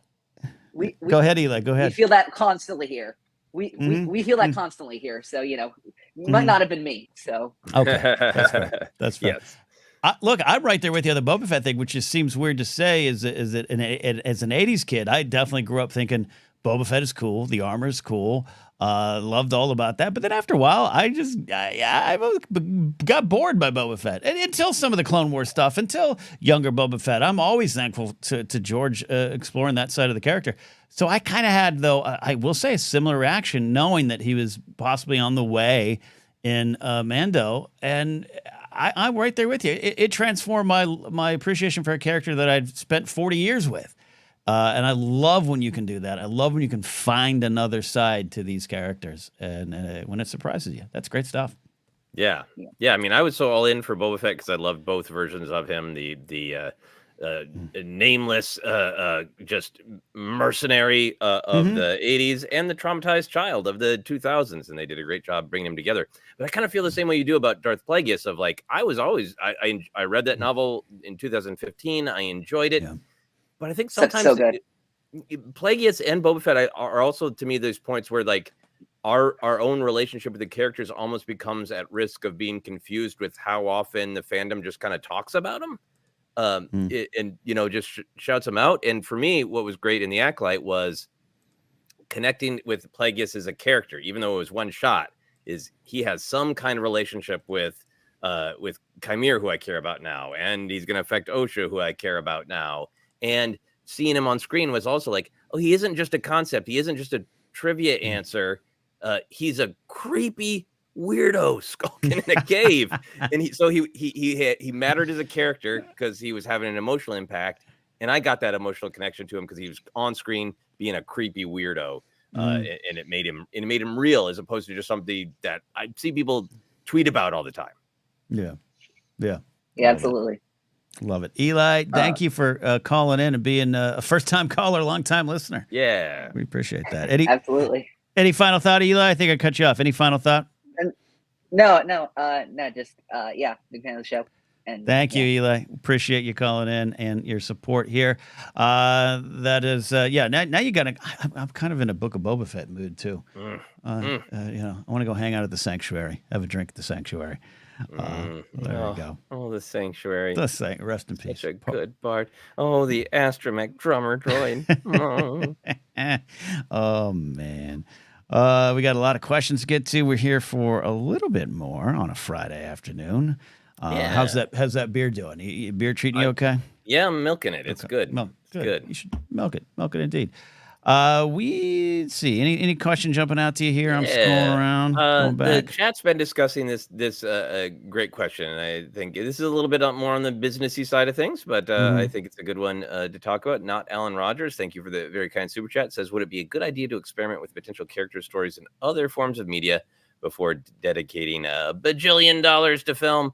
Many people sort of discussed that there was an element of that with the Acolyte, in that it is the High Republic, and Ernesto is involved. It's not the same, I think, is what not Alan Rogers is suggesting, of like a full-on, like Dr. Aphra would be a great example. Dr. Aphra has built up a big following in comic books and the audio adventure she had, and I think she's popped up in some books. I can't remember. Yeah, she's put around some books. Maybe not. I don't remember. Ones, and so that would be an example of that. I think for me, there are only so many ways to test storytelling. I think is at the end of the day that this is an opinion thing, and it's after living here in the world of Hollywood and pitching things for a while. The world of Hollywood is built to try to make something a good bet, but creating art for lots of money is gambling. And everybody's trying to find a way to make the gamble safe, and ignoring the truth that at some point there's not a way to make it safe. The way that I think the industry used to have is to have lots of different things going. So if that movie didn't make money, okay, you can take the hit. if that sitcom doesn't land, okay, you can take the hit, and giving them time to breathe, which is essential. And I think that's the way that risk used to be mitigated, is having this sitcom can fail because we'll replace it with another one.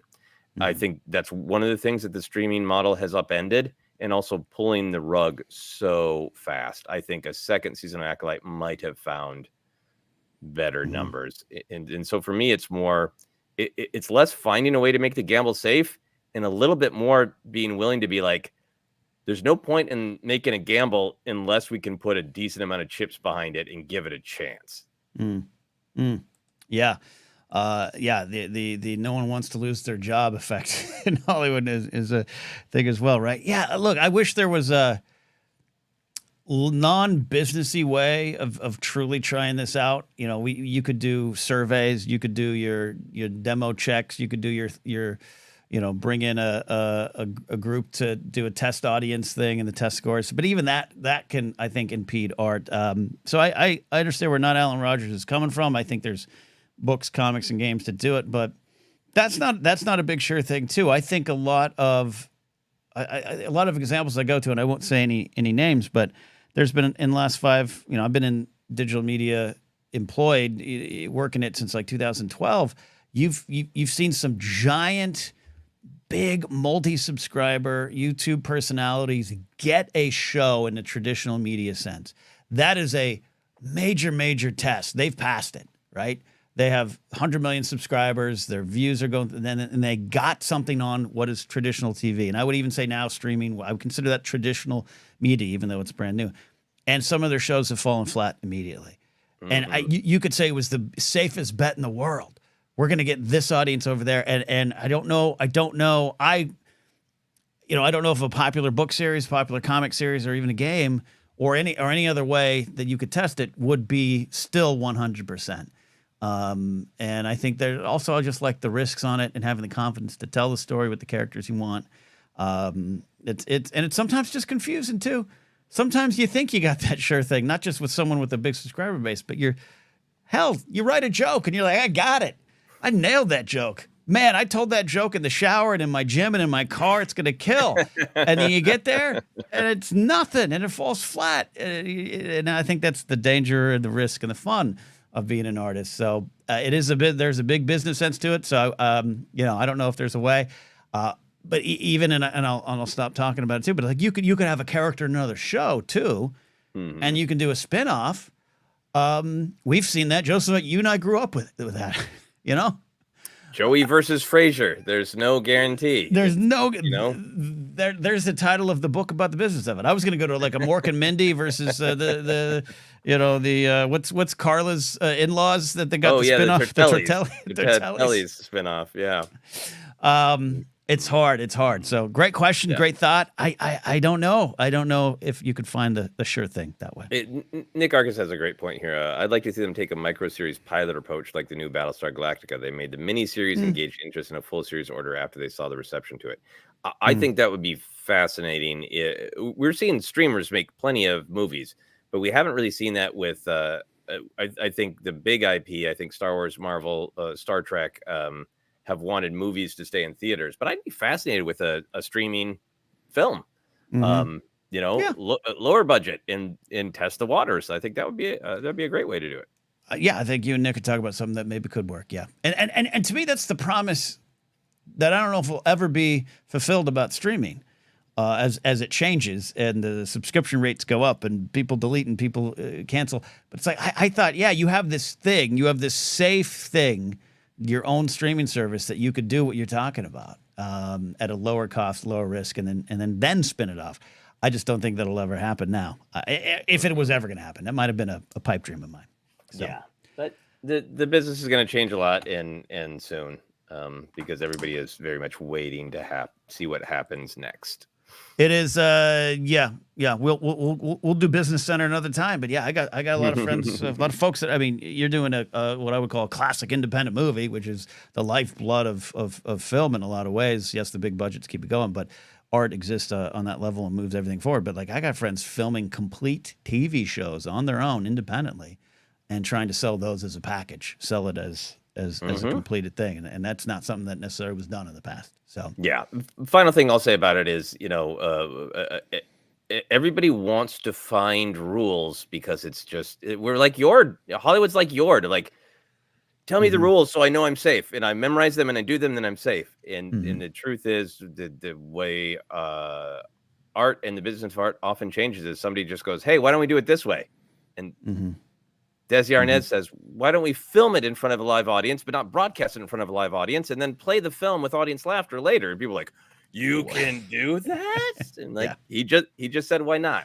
He just said, "Why not?" With all this streaming stuff, with all the woes of the theatrical industry, some people are going to come along and say, "Why not?" And things are going to change. Yeah, things can change indeed.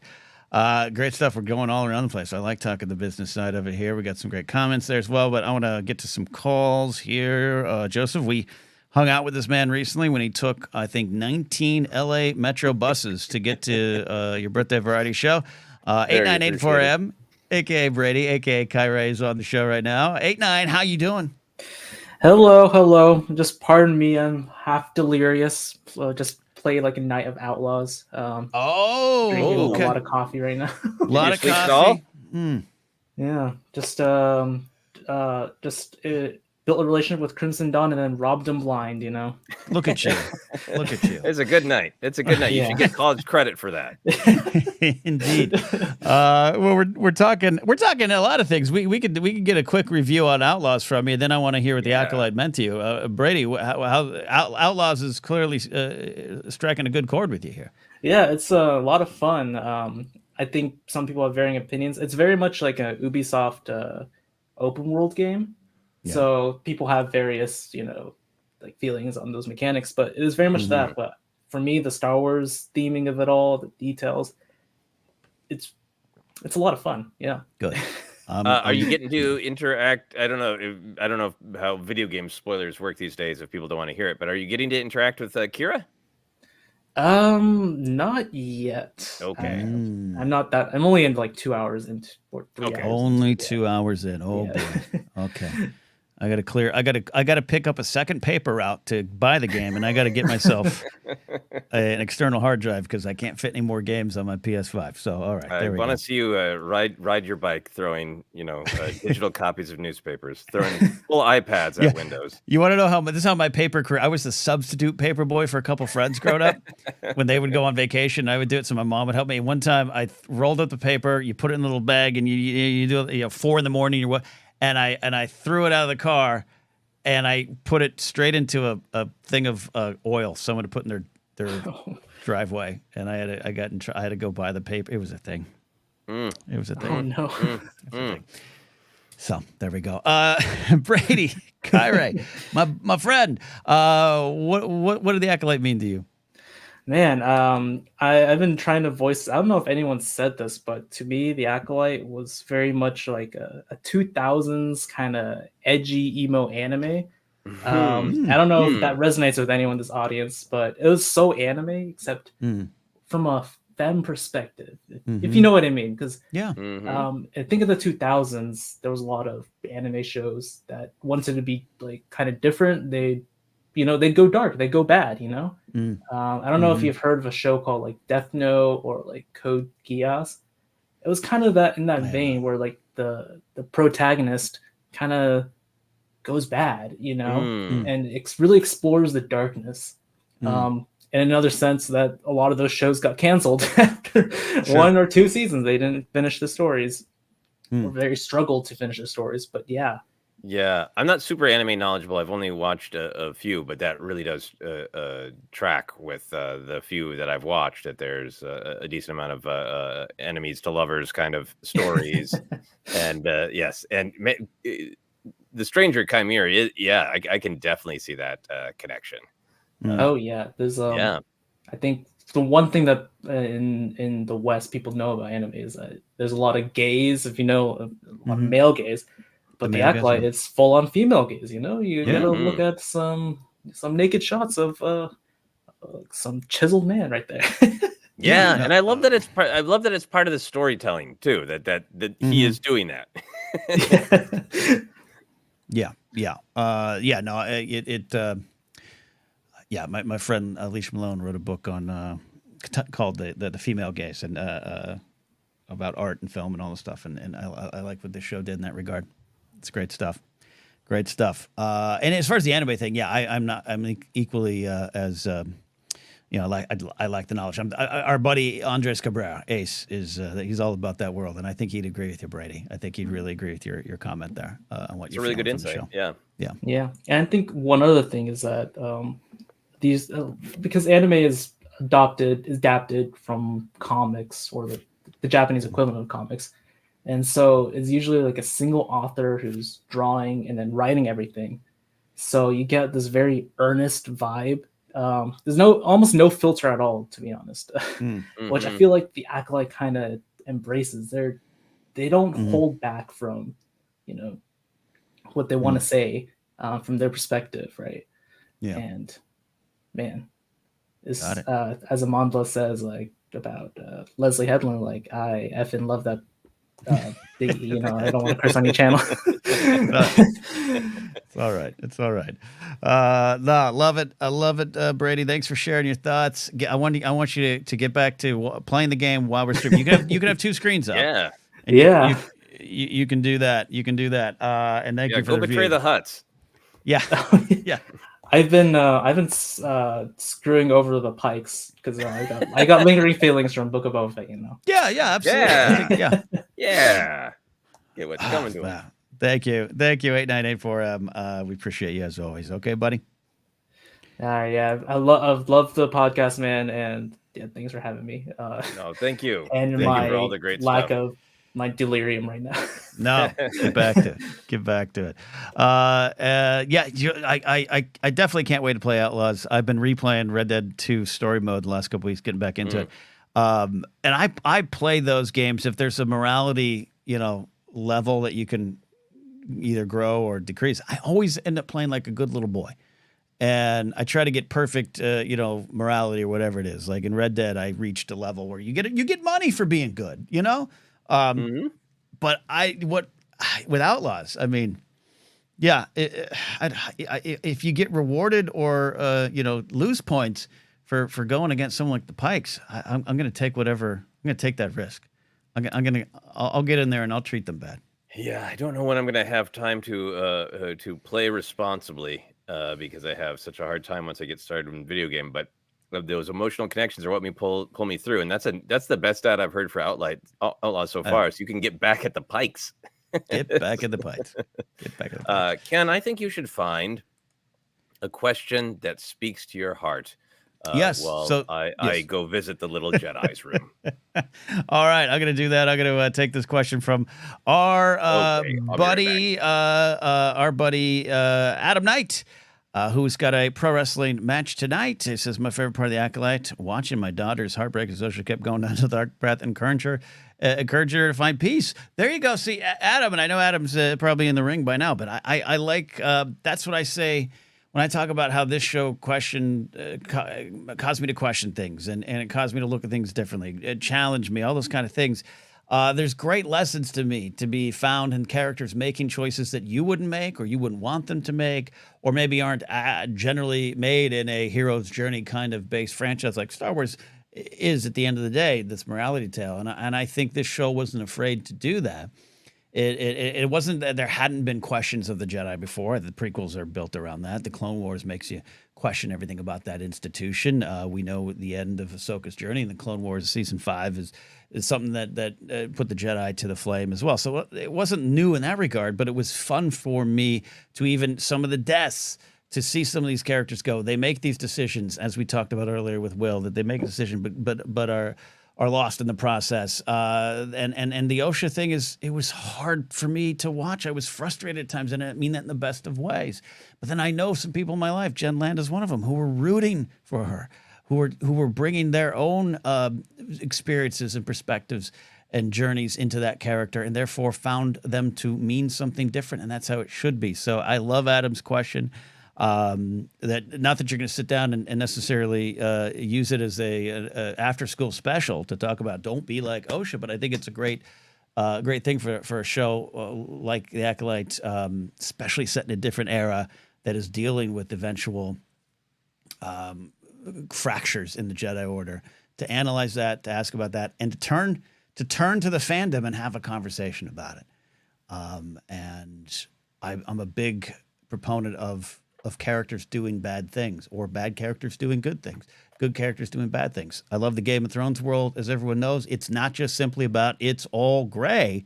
It's not that. It is about what lessons can you take from these characters, even if you love them. And I say that as a Stannis Baratheon fan. Big Lou says, hence the love for Saw Gerrera, right? Yes. Saw Gerrera is absolutely one of my favorite characters, but he's a bad guy. Same with Luthen Rael. I consider him a bad guy, but a good guy with good intentions who has done things, who has scorched the earth he's walked on. Cassian Andor comes to reject both of their ideologies. Not necessarily choosing Mothmas, but choosing a little bit more hope, a little bit more purpose. But I love those characters and I love those moments, and we need them. Every time Forrest Whitaker shows up on screen as Saw Gerrera, Joseph's back here. Joseph leaves me for 2 minutes, and I'm just talking about Saw Gerrera. But every time Saw Gerrera shows up, and every time Forrest Whitaker shows up as Saw Gerrera, I love him. But I love him because he's doing things wrong, and I want to talk about that. So that's part of my lesson there. Yeah. I think with all these characters that we could say gray, that we understand their intention, but maybe we don't agree with their choice or they take it too far. There's always this great conversation in Star Wars too about separating your goal from your own personal need. And are you actually aligned? And that's what I love about Saw's story going back to the Clone Wars, is that he's always been pushing too hard. That he's maybe complicit in getting his sister killed. Yeah. And how much of this is that he is absolutely on the right side of history. The Empire needs to be stopped, and maybe you even have to do some drastic things. But also, is he being honest with himself, Saw, about how much he needs this for himself, not for the cause, but for himself? And I think that is one of the great things that was a great story about Jedi Master Soul. He was a kind, sensitive, empathetic Jedi who loved the hell out of Osha and wanted the best for her, but all of those good things were also blinded by how much he clearly needed Osha as a daughter figure. And I think that to me is a great morality tale of like a cautionary tale of when are we on point on our mission, and when do we let our mission bleed into what we personally need and want. And I think that's fascinating for both those characters. Yeah, and I always poke the bear. Tully says Luthen Saw are bad. I love poking the bear. They aren't. I think Mothma's choice is better, and I think that's for me. That's. But I'll say this: I think Luthen's more of a bad guy than any of them. I mean that in the classic sense. I think he's willing to burn it all down. And yes, you need his anger to start things, maybe. But I consider I think that speech is one of the most got it. It's a perfect acting moment, but I don't praise that speech like others, because I always look at him as like, yeah, you don't have to do that, buddy. You don't have to do that. There's another way. You're choosing that. Just like Saw, everyone around Saw dies. Everyone around Saw dies. Yep. My tech action figure is out of reach. Yeah. I know other people disagree with that, but I'm looking at you, Saw. Looking at you, Saw. But anyways, I will admit to Tully and folks, I also like poking the bear a little bit with Luthen. I'm not gonna lie, Joseph. Yeah. I like poking the bear. Anyways, we got some questions. We're back. Yeah, we also got this statement here from Serenity Jane, who hopes Cthulhu is going very well. Yeah. Since I'm shy, I'll just say what I meant. What it meant to me here. It was a risk that Star Wars, frankly, needs, and to see it snuffed out before it had a chance to really get going. I think you're summarizing what a lot of people are saying in feeling of just giving it a chance, giving something new a chance to grow is really a huge part of what the Acolyte means to a lot of people. Yep, absolutely. Sorry, I'm going back to Saw.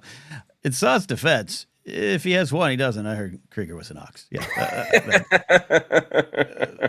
Yeah. I love that scene too. And that's why I say I love that those characters exist. I want to make sure everyone and love that Luthen and Saw exist. I can watch them talk all day. That was the best. Serenity Jane has a comment continued. And as a white woman, I can admit that we need more stories with women, people of color, LGBTQA in the driver's seat and in front of the screen. And I know it means a lot to many people to see themselves. Yes. I think Acolyte, the word diversity is complex, but I mean, I think it was in every way, but in front of the camera, behind the camera, in terms of what it was saying about Star Wars, I think that's really important. Yeah, and that's where some of my off-air frustrations I've had with friends and Facebook friends. You know the types, Joseph. I think a lot of them like Cybertrucks and invest heavily in Bitcoin, but they have that they're just. You can have the conversation about all of these shows or any shows, quality or what you took from it. But when people are on shows or in comment sections or just out in life going, man, this meant something to me, and you're willing to step on that flame of passion just to get your point over, that's where I have a little problem with it. So, Yep, there you go. All right, we got our buddy PLD is waiting patiently, and I know it's a little bit later out there on the East Coast. He goes to bed so early these days. PLD, how are you doing? Glad you're here, and what the Acolyte mean to you?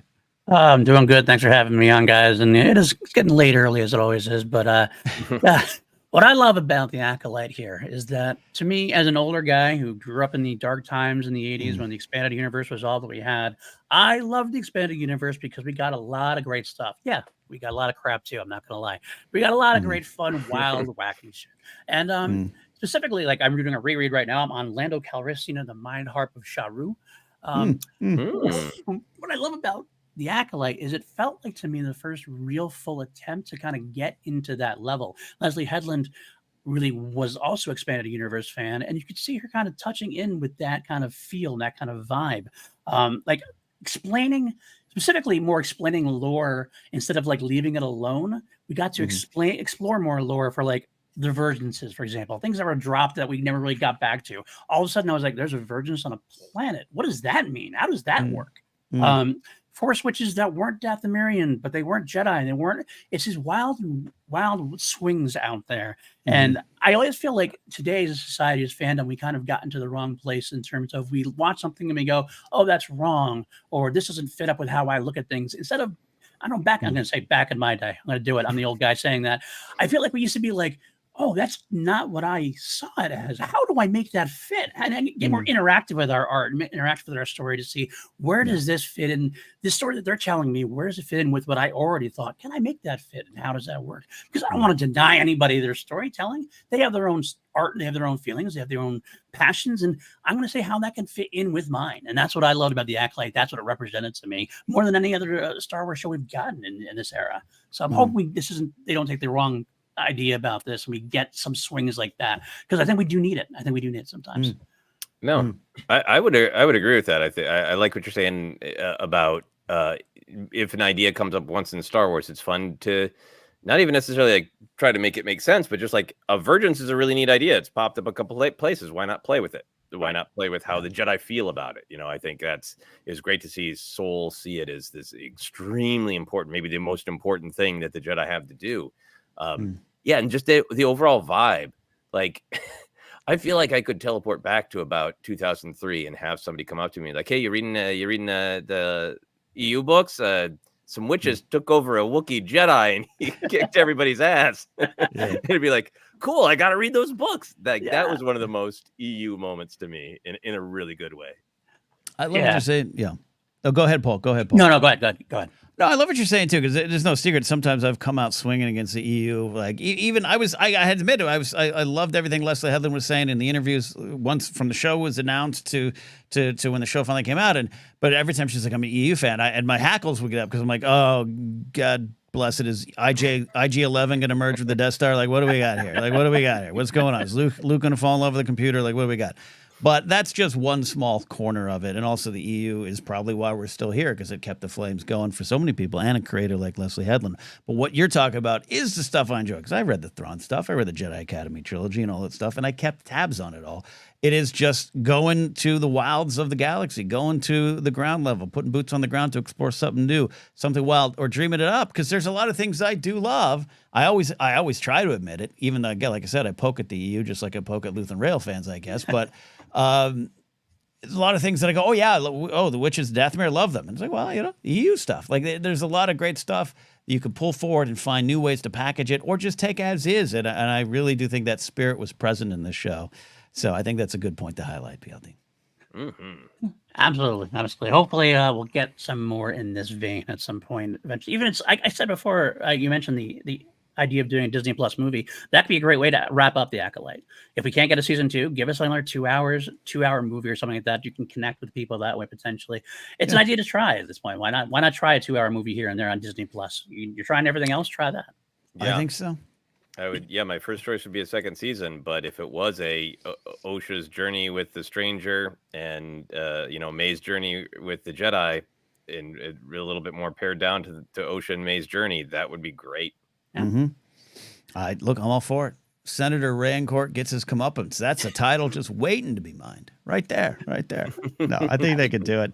I think they could do it. Animated movies, something like that.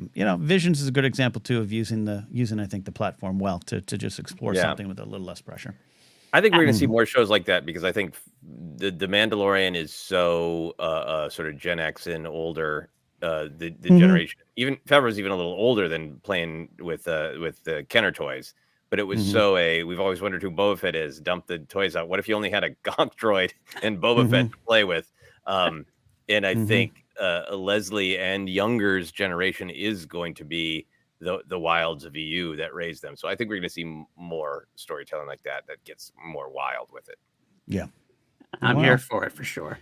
More people riding Rancors. That's what we need. That's what a PLD. Thank you. As always, folks, if you enjoy anything PLD says, you can check them out on PLD Projects. Hey, if you're an Oasis fan, I just did a big episode looking at Oasis with him and Maddy Gunner. What timing, PLD? We didn't know. What timing?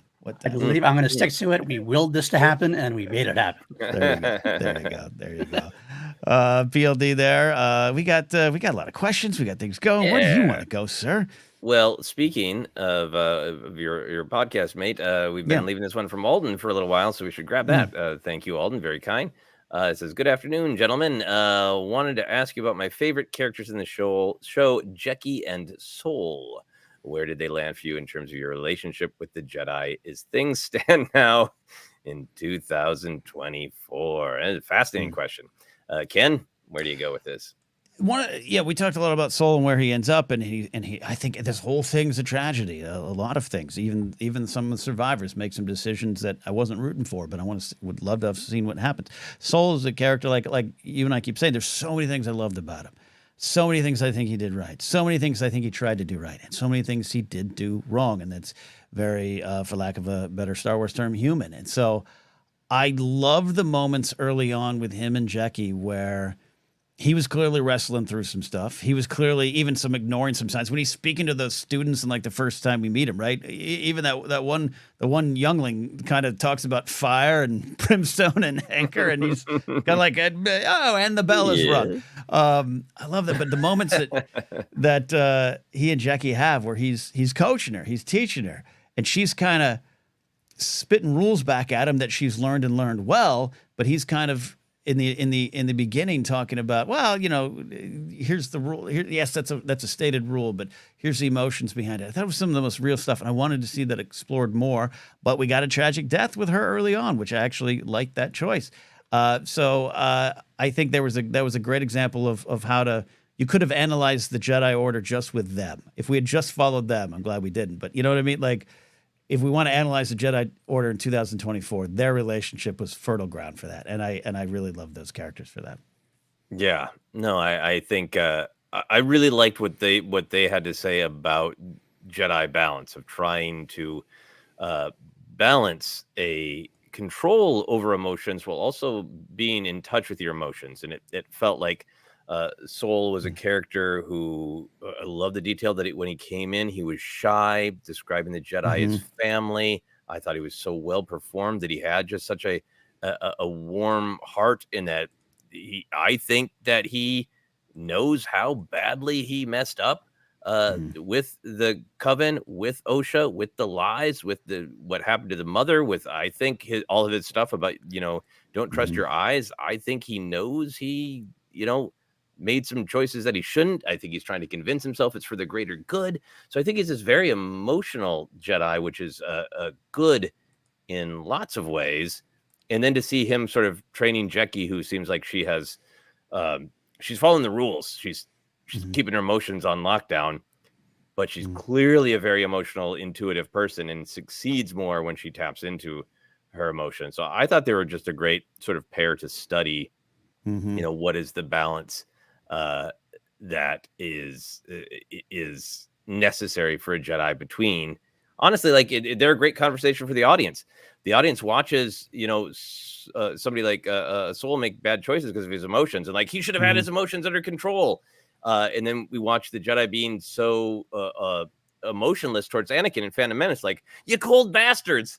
And even our audience, our reaction as an audience to criticizing the Jedi speaks to this challenge of finding a balance of you must be in touch with your emotions to have the empathy a Jedi needs, but you also must not give in to them and become selfish the way, sadly, I think Soul does.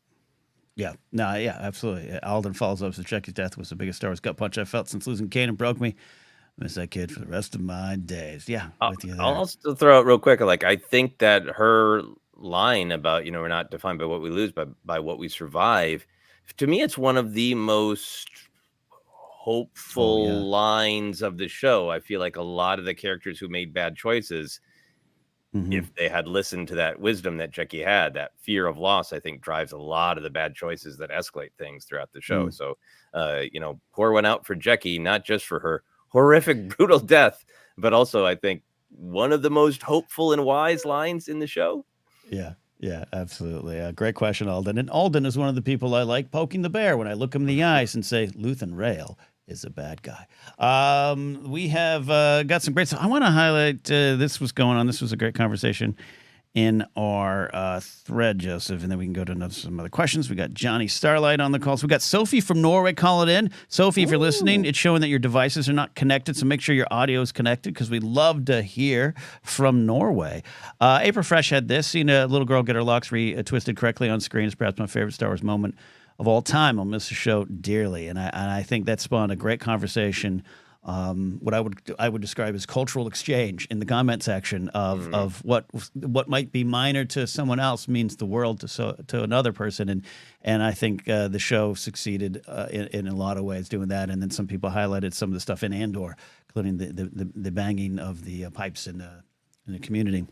I love that, and I love those little things that are giant things, April. So thank you for sharing that. Yeah, extremely valuable. And Luthen Rail and Star Wars Bruce Wayne. In this essay, cut him off. Luthen Rail is like if I like the difference that Luthen Rail appears spending Mon Mothma's money. So it's like if Bruce Wayne had a sugar mama keeping Batman going. I mean, look, I can watch Stellan Skarsgård read a phone book too. There it is. So love him to death. Love him to death. Great stuff. All right, where you want to go now? Where? Let's see. We definitely have some other comments. We're ignoring that one. We're gonna ignore that big one. Okay. That's necessary, sadly. You can tell when the beer and the caffeine has left me. Okay. So how about this one from Jared? What are the characters' favorite Earth band? I.e., does Qimir love emo? Oh yeah. Oh man. No, that's really hard. Because I missed most of the emo phase because I was, still listening to. I never stopped listening to Oasis. So there you go. I'm gonna bring up. Look. He seems. I don't know. Where's my emo fan? Alden's an emo guy. I'm trying to scroll through some choices here. Emo bands. Emo bands. Is that? Yeah. Well, but I think I think Jared's general question is what might other characters Got favorite it. be? If Qimir loves The Cure or Bauhaus or a more Got it. recent emo band, Okay. who do you think Yord is into, Ken? There was a band called Knapsack. I gotta look them up. Okay. Yord. Oh man, look, Yord. I don't even know if he likes. Yord likes a nice adult album oriented radio station that just stays within the lines, plays the hits, gives you sports and weather on the 10s. He likes it structured. he likes it structured. He doesn't. He listens. You know what? I think Yord's biggest musical preference is that he likes albums that have been organized that way, and he does not like mixtapes or Spotify playlists with all that chaos. He wants to know I think he likes the Beatles album Yellow Submarine. It has a nice, clear, even beat, and you only listen to the album. No B-sides, no remasters with, a lot of people, Yord listens to classical. Yord is a Swiftie. I'm a Swiftie. I don't know about that. Yeah. Yord is into yacht rock, I could see. Yeah. Yord likes Carole King. Yord listens to Steely Dan. We can go on forever and ever. These are some great ones. Poor Yord. Well, I think Yord's getting stabbed again. That's what I think right here. Yord is a music guy. I could go with that.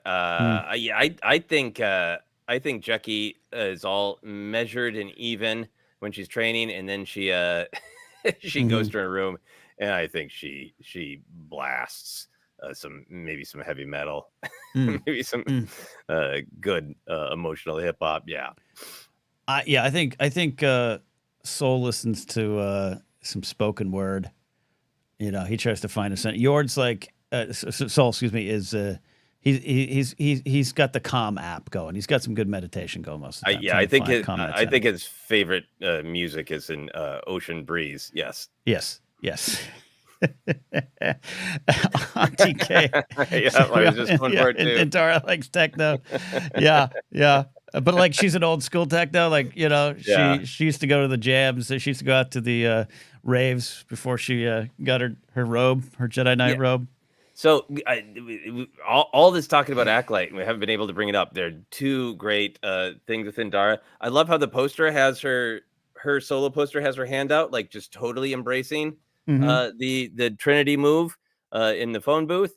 And when you look at the Indara Black Series action figure on the Hasbro Pulse site, they always show the figures posed in lots of different ways to show you all the different ways they can pose them, and they have Indara posed in Trinity's big crane before the kick matrix pose. Yep. So good. Love this. That's great. Yeah, I wish I had some better answers overall. Senator Rayencourt does not listen to rock and or roll. He does not approve of that. No. Talk radio only for Rayencourt. Yeah. Kalnaka listens to NPR on the weekends and watches This Old House. Yeah, I could see that. Just dreams of the old days. Sitting there in his cave alone, scratching out symbols of the coven.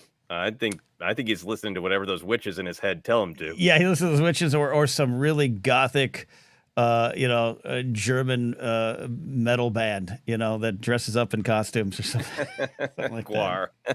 Of course, some Gwar. Spoken about Basil is a deadhead. Yeah, maybe likes fish as well. Basil follows bands around. That's all I know. Basil's into Buffett, I think. Basil's a Jimmy Buffett guy. Great question. Great question indeed. I'll take another question. Then we got Johnny Starlight on the call here as well. We got this one from early on. All right. Yes. Ian Sweeney. Honestly, I thought Acolyte was good Star Wars. Interesting story. Got unarmed combat and unharmed. Definitely harmed. Unarmed combat and lightsaber fights and plenty of humor. It was dark, but Star Wars has always been with alternating levels of humor. Yeah, I agree with that there too. Yeah. It had a lot of things. A good summary right there, Ian. Yeah, no, absolutely. Just had all the pieces, and again, I think other shows, the Star Wars buffet, they do different things. I think Bad Batch is still my favorite Star Wars show of this modern era because it does cross a lot of things. Again, not that the other shows don't. I mean, Kenobi gets deep and dark, starts with some darkness, but also has Kenobi bartering with a Jawa, which is hilarious and a funny scene. So it's all there. But yeah, Ian, I love that. Gotta throw this up from Maddy. Basil's that one roadie that thinks he's actually in the band.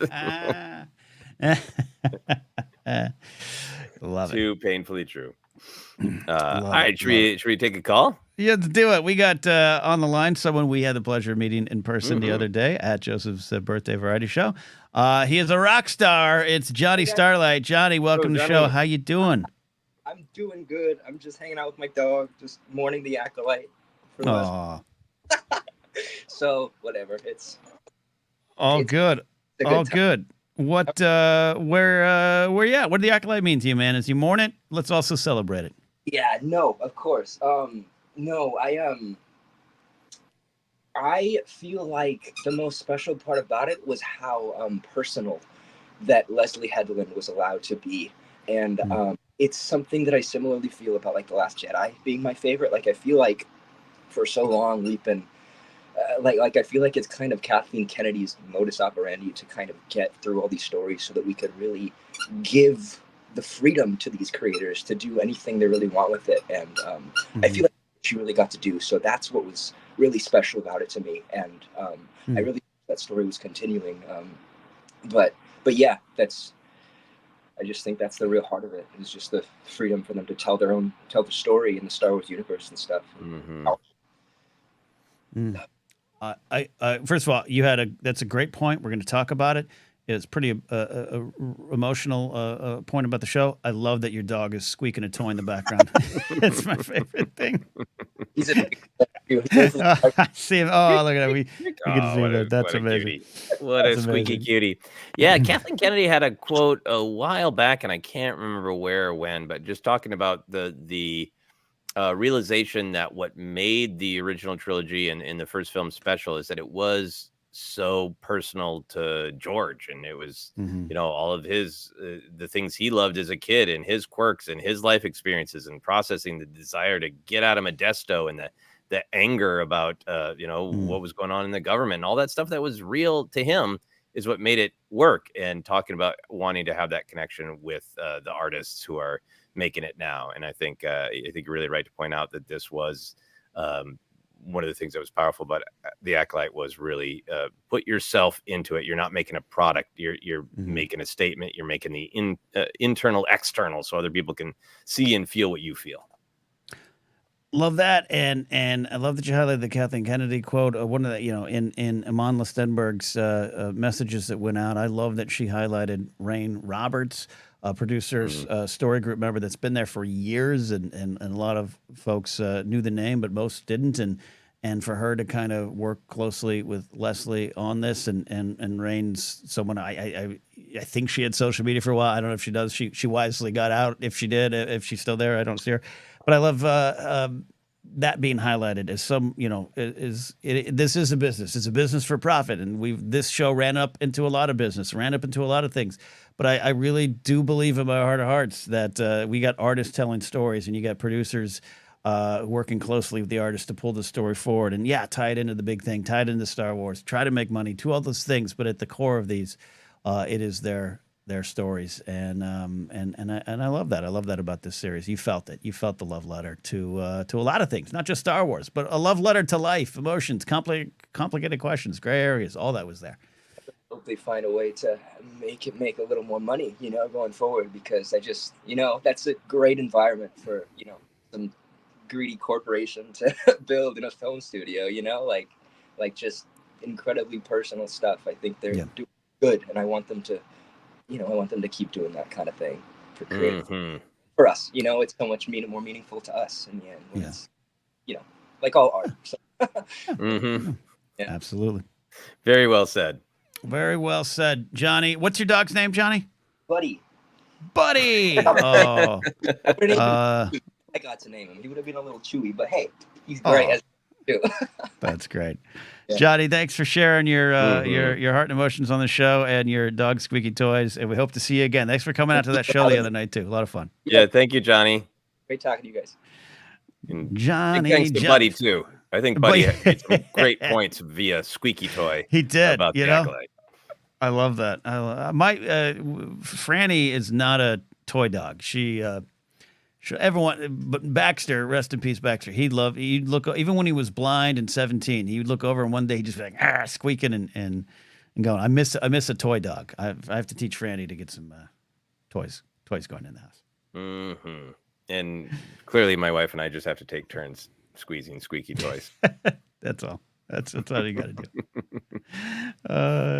do. We have some comments to get to here as well. Eric saying, similar feeling I had with Ocean May. This is a response to something we were talking about earlier. And their witch coven, so to see other Force users in live action.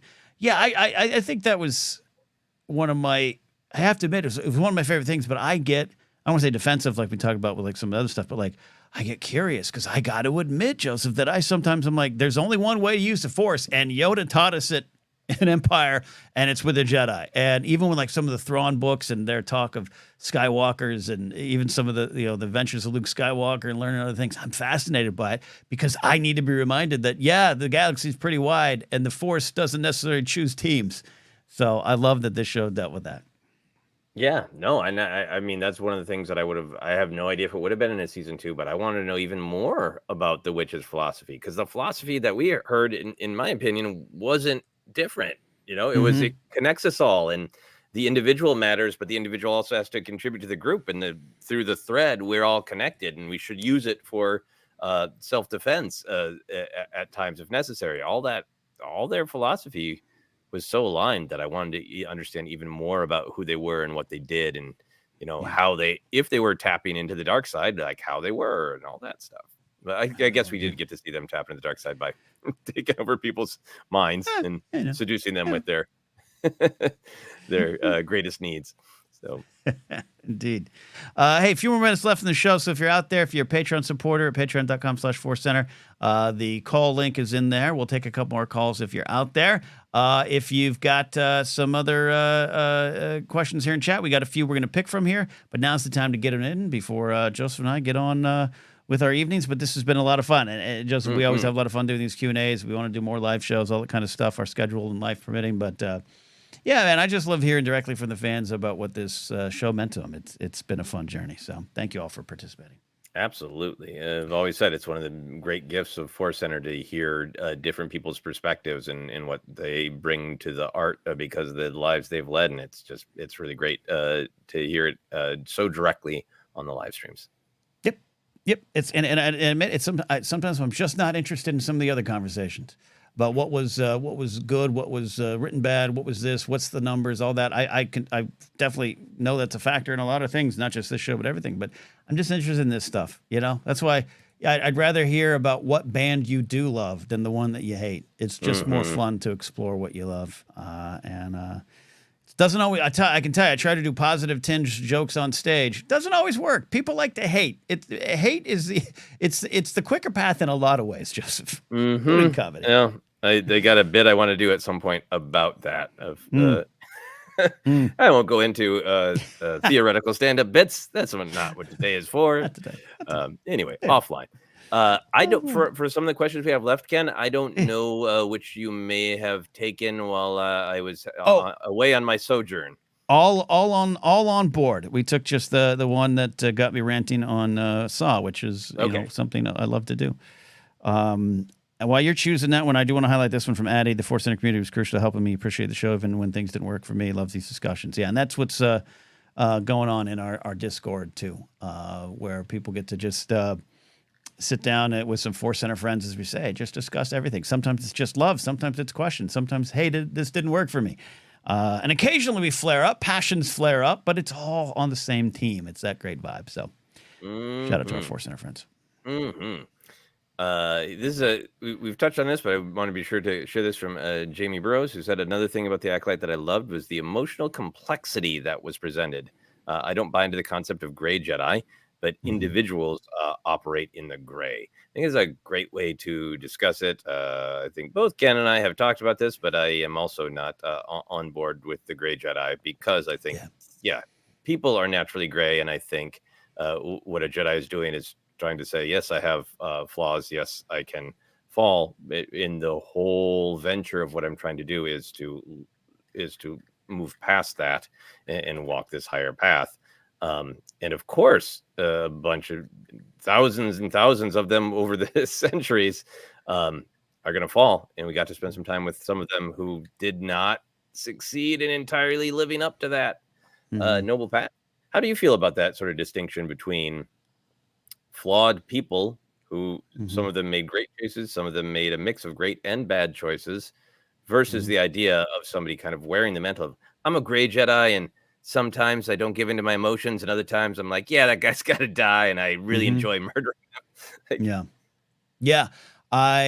Pretty passionate about the idea that there are no gray Jedi, but I love what Jamie's saying, because it even goes back to your conversation earlier, Joseph, about talking about any Star Wars show or any show about thumbs up, thumbs down, bad writing, good writing, and that's never the truth. It's never the answer. We all have this gray inside of us. We're all going to operate it.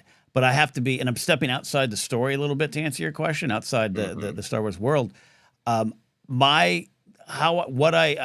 I rub up against the idea of the gray Jedi. If someone says they like the concept of a gray Jedi or they think there are gray Jedi, I don't necessarily think that you're guaranteed to go down this path I'm about to say. Some people just have a different view on it. That's always part of the conversation. But I look at it, I liken it to the explosion in the 90s in professional wrestling of what they call tweeners, where the old school heel, face, good guy, bad guy did get a little played out. It did get a little boring. It did get a little flat. And I'm talking about pro wrestling, the live action morality play that is happening in local gyms near you tonight. Head out and find local wrestling. But tweeners became popular. And one of the greatest of all time is Stone Cold Steve Austin, who was packaged as a bad guy, got cheered as a good guy because everyone lived through him. He got to tell his boss to F off. He got to do violent things. And yeah, it's wrestling, but go with me here on this. And so this concept of the old molds have been broken. And I think there's a great entertaining thing in that. I think it works for wrestling, but I think a lot of that flew, into other parts of art and storytelling and fandom, where sometimes I get grumpy about the gray Jedi thing because I just think you want him to chop a head off without apologizing. And that's not what a Jedi would do. Or if they did it, it would be for certain reasons, or it would have ramifications. And that's where I rub up against the concept of gray Jedi. They go towards the light because the light is there. It doesn't mean you're always perfect. I think Saul's a great example of this. This is why I did like to celebrate in the series. But that's where I go to it, where I just think there's a little bit of that old school badass. What if they weren't good? What if they were a little bad? And I'm not as interested in that in Star Wars. I'm interested in exploring the things around the personal choices versus that mantle. I think that's a great way to put it. I grew up in the 80s where everybody was starting to love the anti-hero. I think similarly to the wrestling thing, because there was rejection of this is oversimplified. So you grew up loving like when Superman got mad and did something he shouldn't, and there's a reason Wolverine continues to be popular, but particularly back in the 80s of like he was such this contrast to Cyclops. And I love those stories, and I think those stories are good and needed. And I think what I love about the concept of the Jedi is an order, and I think the institution makes mistakes, but I don't think it's a mistake to be an institution, is my opinion. I think it's a vow. It's a commitment to say, I am going to I commit to living up to these ideals. And I don't have a problem with any sort of great storytelling about somebody who walks away like Ahsoka and says, I'm going to walk away from the order and I'm going to figure out what it really means to be a Jedi to me. Or somebody who says, I reject both orders and I'm going to figure it out for myself. But the idea of that there's a kind of Jedi that's just like, some days I follow the rules and other days I don't, man. That to me is it gets into much larger real world conversations that I have a beer in me that I'm not going to engage in right now. What I enjoy about Star Wars is the idea of somebody going, it's so easy to give into anger. It's so easy to kind of forgive yourself for making a morally ambiguous choice. I'm vowing to walk the high path. And I think what the Acolyte showed us is people who are like, I took that vow and I'm trying and I'm failing in these little ways. And sometimes maybe those little ways wouldn't matter. But in this particular scenario with Brendok, they matter horrifically. Like, I think in A Dara, it lot was of weight. fascinating to be like, we meet her and we think she's kind of rigid and controlling. Then we see more and we see that she's actually really trying to balance everything. And she makes this choice that I think is a great, moral discussion of, this girl's lost everything else. You're going to take her dream away. But then also it's the heart of what causes the problem that can't be resolved. Of Ocean needs the truth. She needs to be able to process her pain. And it's in Dara who starts that. So all that stuff is interesting to me because being a Jedi is a vow to walk the highest path and what happens when you slip. I'm not interested in Dara going like, well, I'm a gray Jedi, so it's no problem. I lied that one time. Like, it's a choice of trying to find the right path in a complicated world. Well said as always. But take another swig of beer. Joseph, let's talk about down ballot voting and who you got locally this who you got going on there? Swig. Oh, you finished the beer. That means we're close to wrapping up, but we got some questions to get to. A lot of fun as always. I highlighted. This one, Rona. Rona had another great observation. Acolyte pulled so many women who never watched Star Wars to watch. It was amazing to see. It really hit something women. Season 2 would have been peak. Yeah, and that's part of the tragedy of this particular show not moving on. Perhaps the characters do. We can hope that in other ways, and maybe there's a miracle. Who knows? Clone Wars saved and whatnot. We can keep hope alive, and I think that's a good thing. But yeah, this show definitely did that, and I think this can become part of a larger conversation, and quite frankly, a larger culture war that goes on everywhere at all times. That's exhausting and frustrating and anger-inducing at times, and you have to choose to ignore it or rise above it. But I think this is one of the strengths of the show. This was absolutely a different view on a familiar world that I think you and I could have been. That's the bonus of there's so many bonuses to having Jennifer on this team, and 10 years now with Jennifer, and so grateful that she was able to come back after she had stepped away for a couple of years. You and I can only see things we can do as best we can, Joseph, to understand every other perspective, but we wake up every day with these eyes. And it was so great to see what Jennifer, because it wasn't just that there's, in a general sense of saying, hey, some female Jedis or something like that. It was beyond just the surface. It was what the show was saying about the existence, about the path that is walked by people who are often othered or people who are not in the spotlight. And that's not going to be naturally easier for me to see. So, Rhoda, I think you're absolutely right. That's part of the big tragedy. Mm-hmm. Yeah. And I think for me, it is so great to see storytelling where people can see themselves on every level. And clearly the Acolyte is from the comments we get even today. It's people seeing themselves not in just like any sort of simple physical way, but in a deep emotional way, in a historical way, in a societal way, really deeply seeing themselves. And I think that it's valuable for us to respect the specificity of other people's life experiences, but then in that also be able to find what is universal about it. So yes, we're touching into the very, very specific and things that I can't fully understand because they're not my life experience, but I can understand anger. I can understand the decision of what to do with it and how to handle it, and when to choose, that you have to choose a kind of harsh action because there's no other choice, or versus when are you giving in to something and this other, path would be better. Like all those things, those big moral questions, those are universal. So I love being able to appreciate both the specificity that educates me because it is not my life experience, and also hopefully trying to connect us all in what is universal, in that we are all humans and we have all these emotions, and we all wrestle with what to do with them and how to handle them. Yeah, I agree. I really agree that I snapped back at a comment in ForceCenter not too long ago, just because I wanted to address it because it was someone who a name who I had been familiar with. It was just saying, hey, this show was made for too specific of an audience. I'm paraphrasing it and being general. And my dad, who was 52 and grew up on these things in the 80s, couldn't connect to it. And I had to snap back on that in the sense of like, well, that number one, that's part of yes, I grew up there too, because sadly I'm almost as old as your dad. We had all of that we on the surface we could connect with a little easier. So now it's time, as Star Wars is about generational change and passing the baton at its core. It's often about that. It's time to let the other folks might maybe have the story and have the spotlight, but also to what you said, I said as well, like, but it's universal. Star Wars has never been specific. It never will be specific. Art is not specific. I'm my new favorite band is this band, The Last Dinner Party, out of the UK. They're not singing from my perspective, but I love them as a rock band, and I love that their story's being told through their music, and I can appreciate that. And I'm not patting myself on the back. I'm just saying I don't know any other way to do it. So I become frustrated when there's such a wall put up to, well, this ain't for me. Take a look. Take a listen. It might be.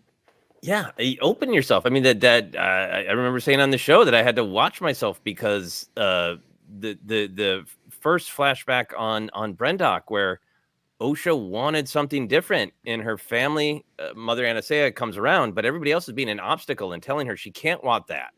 It means she doesn't love her family if she wants something different. And like, that was deeply personal to me because of life experiences and this idea that it needs to look, feel, move, be exactly like this, or I can't relate to it. I think you just need to try to open up and see how different stories might, relate to you in different surprising ways. Or, as you said, Ken, maybe go, this one isn't as much for me. I'll enjoy what I can. I'll watch the next one. That's cool too, right? Yeah. You ever been to a potluck and said, I'm gonna eat all of this macaroni and cheese, but this other macaroni and cheese I only like a little, and I'll eat some, and then move on. Yeah. Have you ever been to somebody else loves that bleeping macaroni and cheese? Have you ever been to a Sizzler and gone to the salad bar? It's a journey. It's why I used to have a podcast about it. I'd love watching my friends make the choices at the salad bar, in the food bar, that I wouldn't make. We got a couple questions. I want to highlight one though, Joseph. If you follow me here, I don't know how much beer you have left, because I don't. Greg C has a question that I want to highlight because Greg C, I actually really appreciate it. Greg C comes in. I don't know if Greg C is a longtime listener or just someone swinging through. I honestly didn't care for the show at all. That said, I really enjoyed hearing your perspective, minus the outrage. Well done, gentlemen. He says, I mean that sincerely. This isn't, again, a pat on the back.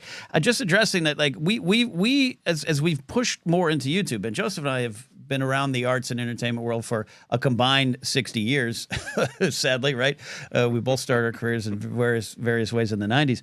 But we're making a bigger push with Force in the last couple of years. And we curate the hell out of our comments because this is a community for folks that are here to engage with the art, to discuss the art, either enjoy the art or enjoy other perspective. And Greg, I really appreciate your comment because it's not, I think there's a misconception that if we remove you, it's because you had a dissenting opinion or that you spoke some truth that we couldn't handle, or that we weren't ready to engage with nuance. First of all, a podcast or video existing is not an invitation to a conversation, that you're completely entitled to.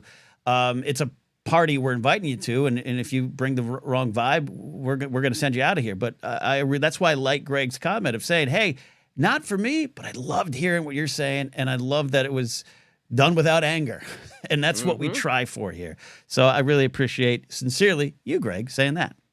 Yeah, that's what we always want to be able to have conversations where people can have whatever opinion they want, as long as they express it politely and as an opinion. Because I'm fascinated. I love having conversations when somebody doesn't like something that I like when it's a conversation. When it's, you like that James Bond movie, that one sucks and you're dumb, I'm not particularly interested in continuing that conversation or relationship. When somebody's like, I don't like that film at all because I really prefer this about James Bond, then I understand where they're coming from, maybe understand them better. And that's what we always want to do, is just make sure that it's a conversation where we have the opportunity to maybe learn about each other, as opposed to just having everybody's walls go up because everybody's telling one another they're wrong. Yeah, indeed. We are at the point where we're getting ready to go, but I think we have one more call. We have someone who had called in earlier, and then they stepped out, but they're here again. You want to take that call, Joseph? We got at least one more. Sure. Yeah. Okay, I think it's the Waco Jedi. It could be the Waco Jedi, but as someone who has spent a lot of time watching documentaries on the horrible tragedy in Waco, I'm thinking that. So let's see where it goes. The Waco Jedi. Welcome to the show. What's on your mind? What does the Acolyte mean to you? Are you there? We can hear you. Can you hear us? Oh, I can hear you fine. I thank you for inviting me into the chat. No tragedy here. no tragedy of my own or Darth Plagueis type. That's good. Just happy to listen in and catch you all live. I seldom do. No, I love it. But what did the Acolyte mean to you? What do you want to what comment you want to share tonight as we close up soon? I really enjoyed watching it. I really appreciated the direction that they took the Star Wars universe broadly and the different voices that appeared in the Acolyte. There were production things that I might have given infinite money and time, right? But but I enjoyed it. I'm really sad to see it go, and I hope that we'll have more broad voices like that. Maybe there's some hope that the show could be renewed. But anyway, happy to be part of the conversation, and I was glad to engage with the show and be a happy watcher. A happy watcher. I love that term. It's a happy watcher. Thank you, my friend. No, I appreciate you calling in and sharing that. And yeah, I squibbles here and there. I think it's never we're never one to run away from squibbles and scribbles with shows. And infinite time and infinite budget is that is a weightier statement than one would think. Joseph, you would say as you're putting together a film, right? Infinite time, infinite budget. Wouldn't we all love that, Nart? Constant finite choices. Yeah, and I even that is to me like very fun to discuss, because like a lot of us we got used to Star Wars as a cinematic thing, so we're kind of always on pins and needles of is it gonna match up. But that's a fun conversation for me of different people having different levels of tolerance of like, does that look fake to you, or does it actually look kind of dreamy and otherworldly, and how do people perceive those kind of things can be a fun conversation as well to me. Absolutely. Love that there. Well, we're about ready to wrap up. Waco Jedi, thanks for calling in, buddy. We appreciate a new name popping up here on the calls. So we have one question, Joseph, that we had highlighted here. It's early, very early. This was very early in the show. Cam says, I'm sad I can't make the show live because I have to work. I love the Acolyte and hearing your reviews after each episode. I really like how subversive the Acolyte is. I like that. I like that word. That's a sexy word, subversive. It really is. It really is. And I think that's a fascinating word because, yes, I do think it is it can be looked at as subversive a lot of ways. But also when you like, it is also very traditionally Star Wars. It's dealing with all these questions of how do you handle your anger, and who has a right to wield power? Do you trust your eyes? I mean, one of the most central ideas of the Acolyte, as we know from the show titles, choice versus destiny. How much do we as individuals absolutely command our fate, and how much are we just sort of swept up in events, no matter what? There's things about Acolyte that are subversive, but there are also things that are just like really getting to the heart of Star Wars as well. Yeah, indeed. Agree with that. Final moments here. Got this question, a comment, I think, for Julie Kate. Living in a neurodivergent family, we're needing order, rules, etc. is a daily need. I appreciate it. Can relate to yours as another type of other person. And yeah, look, I am the opposite of I'm a mess. I'm a whirlwind. I don't follow the rules I set for myself. So sometimes I can even look at Yord and get wonderfully frustrated. But I love that the journey of Yord from the guy ironing his clothes and all this kind of thing, and how the power of him, I don't want to say breaking through because he needs this thing, but the power of him going on the other side to make a choice that cost him everything. It makes it even more powerful that was a real starting point too. And he was a real character with a real perspective and journey. You know, out of all this talk, I think that's one of the things that should be said the most is it was great to see lots and lots of Jedi as true individuals. We know some of our big Jedi, the High Republic, and all of the, Jedi Order, New Jedi Order storytelling in the EU days had lots of individuals. And I think part of the prequel trilogy era, we got some individuals, but a part of the storytelling is that a lot of them were in lockstep. And what was one of the greatest things, I think the reason there was a Yord Horde and a Jeki Jam is to see these individual Jedi with different perspectives, different emotions, different ways of being, and Yord is such a triumph, and we do poke fun at him for being the ironed robe straight A student, but I relate to that too. I've said on the show many times, like I am a very organized person. I make lists and lists and lists, and I sometimes when I work with people, I bombard them with, here are all the lists I've made, memorize all the information, because then everything will be organized and good. So I really relate to seeing oneself in Yord as well. No, and that's the truth, and I love it. Great stuff, all of you here. Late shout out to Oscar Film Forecast, Jack at Oscar Film Forecast. I'm coming in at the end of the stream. Thank you guys for being so positive about the show and franchise. It's very refreshing and appreciated. We appreciate you more than anything out there, allowing us to do that. And going on this, coming up, our 11th season of broadcasting will begin in January. That's crazy.